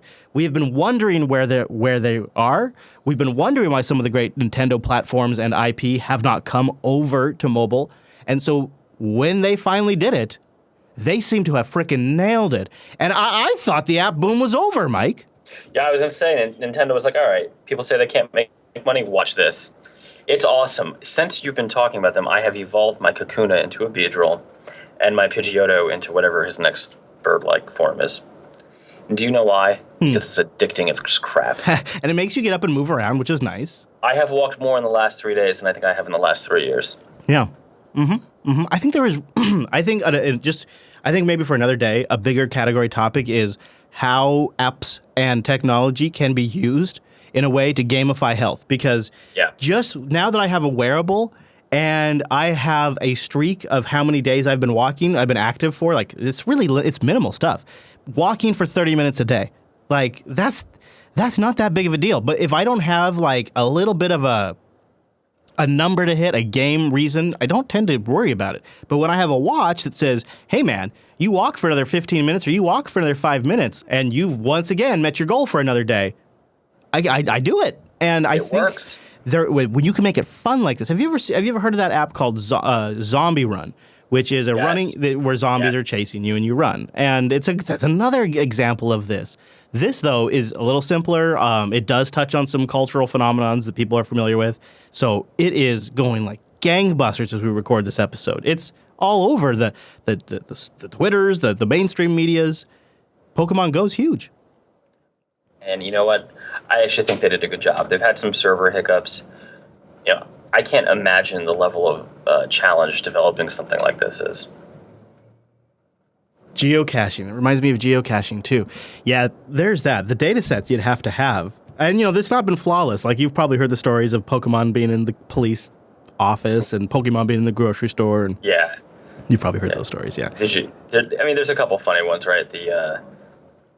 Making the churches all the Pokemon centers. Nintendo says get to church. Yeah. So, do you think this is going to be a game changer for Nintendo? I think they should repeat this success, that's for sure. So they launched it on iOS and Android. But they launched it in a really weird way. Right? Oh, I didn't catch that. I was on the road. Yeah, so it was on the Google Play Store, but not set, because you can, as a developer, set it to device compatibility. Set to compatible with no devices, so therefore no one can download it. So you could look at it. You could look at the screenshots and basically be tortured if you were really wanting it. Oh, man. And what happened is there were some... Well, of course, now that people know this game's available, and it was made available in New Zealand, which they haven't said anything publicly, but it does sound like there was like an Australia, New Zealand, server test for about 24 hours. Folks put APKs, because it's Android, right? Pirated APKs. Yep. In a go-go in the chat room says they're side loading in the UK right now. Yeah. The problem was many of those were actually malware infected. Oh, no. Of course. Yeah. So there's been a rash of people, predominantly, tech-savvy people who have higher-end devices, getting their Android phones infected with malware because they could not wait a day to get the Pokemon Go. I was one of them. Yeah, really? But I did the sideline. I was like, shit, and I wiped the phone. Yeah. Wow. I have not tried it myself, but I have felt a little bit of a temptation. I will admit to that. So the game is being played by an average. This is the other thing I think that really is kind of a big deal. 43 minutes a day. So people aren't just downloading this thing and closing it. They're spending more time in this than they are on WhatsApp or Instagram. Oh, it is. I mean, Chris, I'm playing it right now. It's in the United States, Australia, and New Zealand as we record this. It's going to be launching in Japan, which is a huge market for Nintendo soon. The game itself. Weird that it didn't launch in Japan at the same time. Yeah. Niantic, or Niantic, I think is the company that made Ingress. They're the ones behind it. So there's a revenue split here. There is a revenue. They're a Google spin-out, right? Yeah. So they were Google people that then got spun out into their own corporation. So. And there is some expensive in-game coins you can buy and things like that. So they're going to make some money on this too. Well, good. You know what? Congratulations to Nintendo, really. Hey, somebody's got to make money on the App Store. And to tell you the truth, they're making some money, but the app itself is free, and I think that tells you something. And you can totally play it for free too. So before we get into one of the big topics of the week, I just want to get your prediction on the record. Do you think this is the beginning of Nintendo transforming to an app company? Do you think? No. Okay. I don't either. I think it's going to become part of their thing, but I don't think it's good. They're not good. Well, yeah. I mean, you know what I meant though by that is I meant sort of like how Apple is really an iPhone company. They still make Macs, but they're really an iPhone company. Well, but remember, right? This game is made by a a developer who they've contracted with at arm's length, and they're doing a revenue share, right? Yeah, it's This a is toe not in the water Nintendo for them. internally being like, we're going to be on open platforms that we don't control. Right. Here's the thing, though, Mike, is it does shatter their old argument they've now had for like 6 years. The Nintendo experience depends on a unique collaboration of the hardware controller and the game creation. And if we don't create the controller for the game, we don't feel like we can make a great game. That's been their line now for 5-6 years. This proves that dead wrong. Well, you know, Nintendo traditionally has a bad case of the not invented here's. My question would be, does some Nintendo executives see the ridiculous amount of money they're going to make on this, or are already making on this, and say, okay, guys, we need to port our back catalog? I don't see it. Right? I don't see it either. No, I mean, I would love it. I would love to go get the Mario series. I don't think they would. Because the truth is, the worst part about their products from a technology perspective is they're underpowered and overpriced hardware. Right? Like, and frankly, you know, development-wise, they had a hard time getting into the high-def world. You can read about it. They had, like, technically a hard time doing it. I don't know if they're not like the what can happen if you're like Apple and it goes wrong. Because their big successes recent successes have actually been few and far between, right? And where they have had success really is like in the DS. They're more mobile stuff. Yeah, but Different kind of mobile. not to the level of like, you know, Halo, right? When you're talking the gaming industry, Right. Sure, all success is relative, but come on. Yeah. You know, I wouldn't be shocked if this game is their biggest revenue generator for the year. You know, I specifically was looking for information on that, and I just think it's too early. I haven't seen anything on that. But, yeah, me too. I agree. I because the overhead, once everybody has these apps installed, like the mad rush will end. It'll start slowly falling down the top downloaded charts. It's at the top right now. But they have a freaking cash machine built in there in the form of like these in-app purchases where it's just a money-making machine. You keep and some of the coins in there are over $100. You go, you know, some of the bags of coins and stuff you can buy are like $100-something in this game. Like we're talking real money in this thing, and some of them are way cheaper. This thing it's got a built-in ATM for Nintendo. Yeah, but I think you're missing one vital point in that, you know, if you wanted to play a Pokemon game, right? Like I'm of the age where, you know, Pokemon was something when I was a child. Uh-huh. I would never go out and buy a Nintendo DS or Game Boy or whatever it's called to do that at this juncture. But I have an iPhone. I have an Android phone. I would certainly download it. Because it's why not, right? You've made it a free download of something that's mildly nostalgic. Yeah, and here's the logic, because I get caught up in it. The game's free. I'm loving the hell out of this game, and if I can buy something that makes me love this game even more and it's cheap, I'll buy it. I'll do the in-app purchase. Yeah, and I mean, I've already bought the pack of coins. $5 only. Let's not be. I shame bought a pack of coins because you know what? I walked, according to this, already 4 kilometers just playing this stupid game. Oh, it keeps track of that for you. Right, it keeps track of it. Oh, very smart. Yeah. That's clever. Look at them. Look at them. Well, you know, Mr. Dominic, I may have to check it out. I don't know. I do like the idea of, I mean, I'm already going on walks. So if I'm already going on walks, why not make them a little more fun? The only thing I will say is I live next to 2 public parks, or relatively close to them. And there's nothing creepier, or I'm very concerned that I'm going to have my phone out, be walking past the children's playground, and just feel a taser on the back of my neck. Right? Bye, sir. Yeah. You know what I thought was creepy? And I didn't go there. What I went is something in the chat room said, whereas, you know, there's a certain amount of power you have here as a game developer, because say it's election day. Let's say the vote for the Brexit's happening, and now they have it. Like they have in the UK, and everybody's down. Or 2016 elections happening here in the US. And they decide one day to flip a switch and make sure a bunch of rare Pokemon are at voting centers to encourage the public to go out and vote. Now, that seems like a good thing, But the psychological manipulation that's happening there, and the end result of getting people to come out and vote, well, very well could lead to Donald Trump getting elected. Okay, but I mean, most places you would work at, right, will give you, No, I know. It's just the power. What I'm really saying is the power they have as a developer is to move people to certain locations. Churches, sure. Grocery stores, police offices. They have this particular game has an interesting influence over the public. And I do wonder how much stronger is Google's data sets are becoming as I play this game. Do you? So you think that they're getting Google's getting data? I don't know, right? Because the company that Niantic, whatever their name is spun out from Google, but this is all built on the Google Map API. Yeah. Oh, right. Of course it That's is. what this game is. Yep. Yeah, it is. No, they say it is.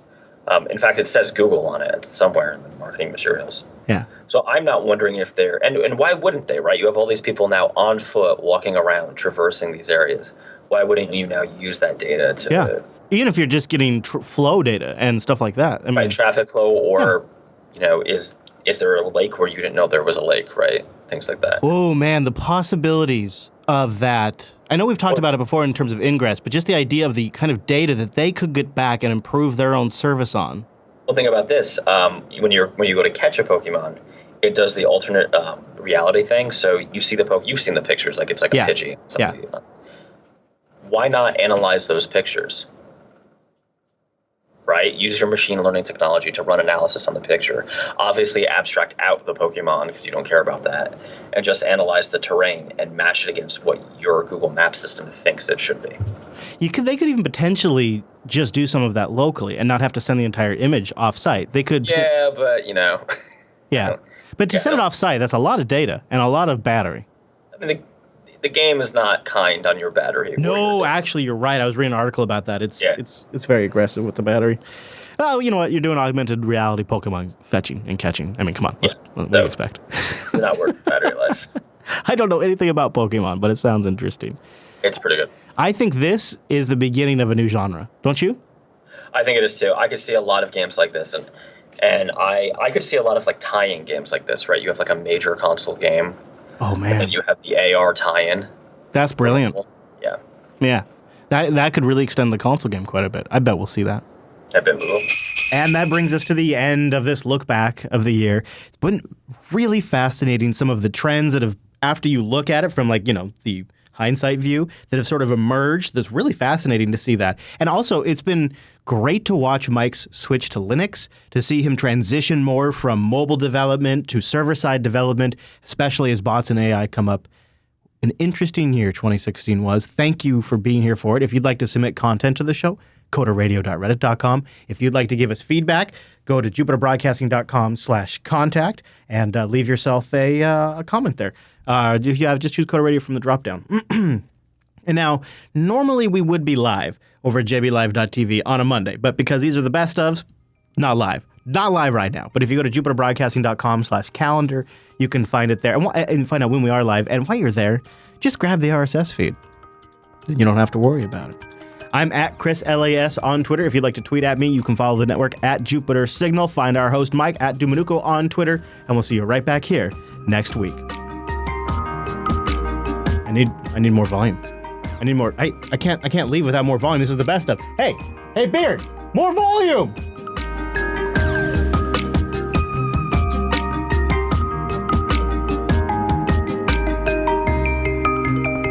You got to put something else. Can't be me right here. Can't put my face up here right now, Rikai. Can't be this. Don't put this face up here.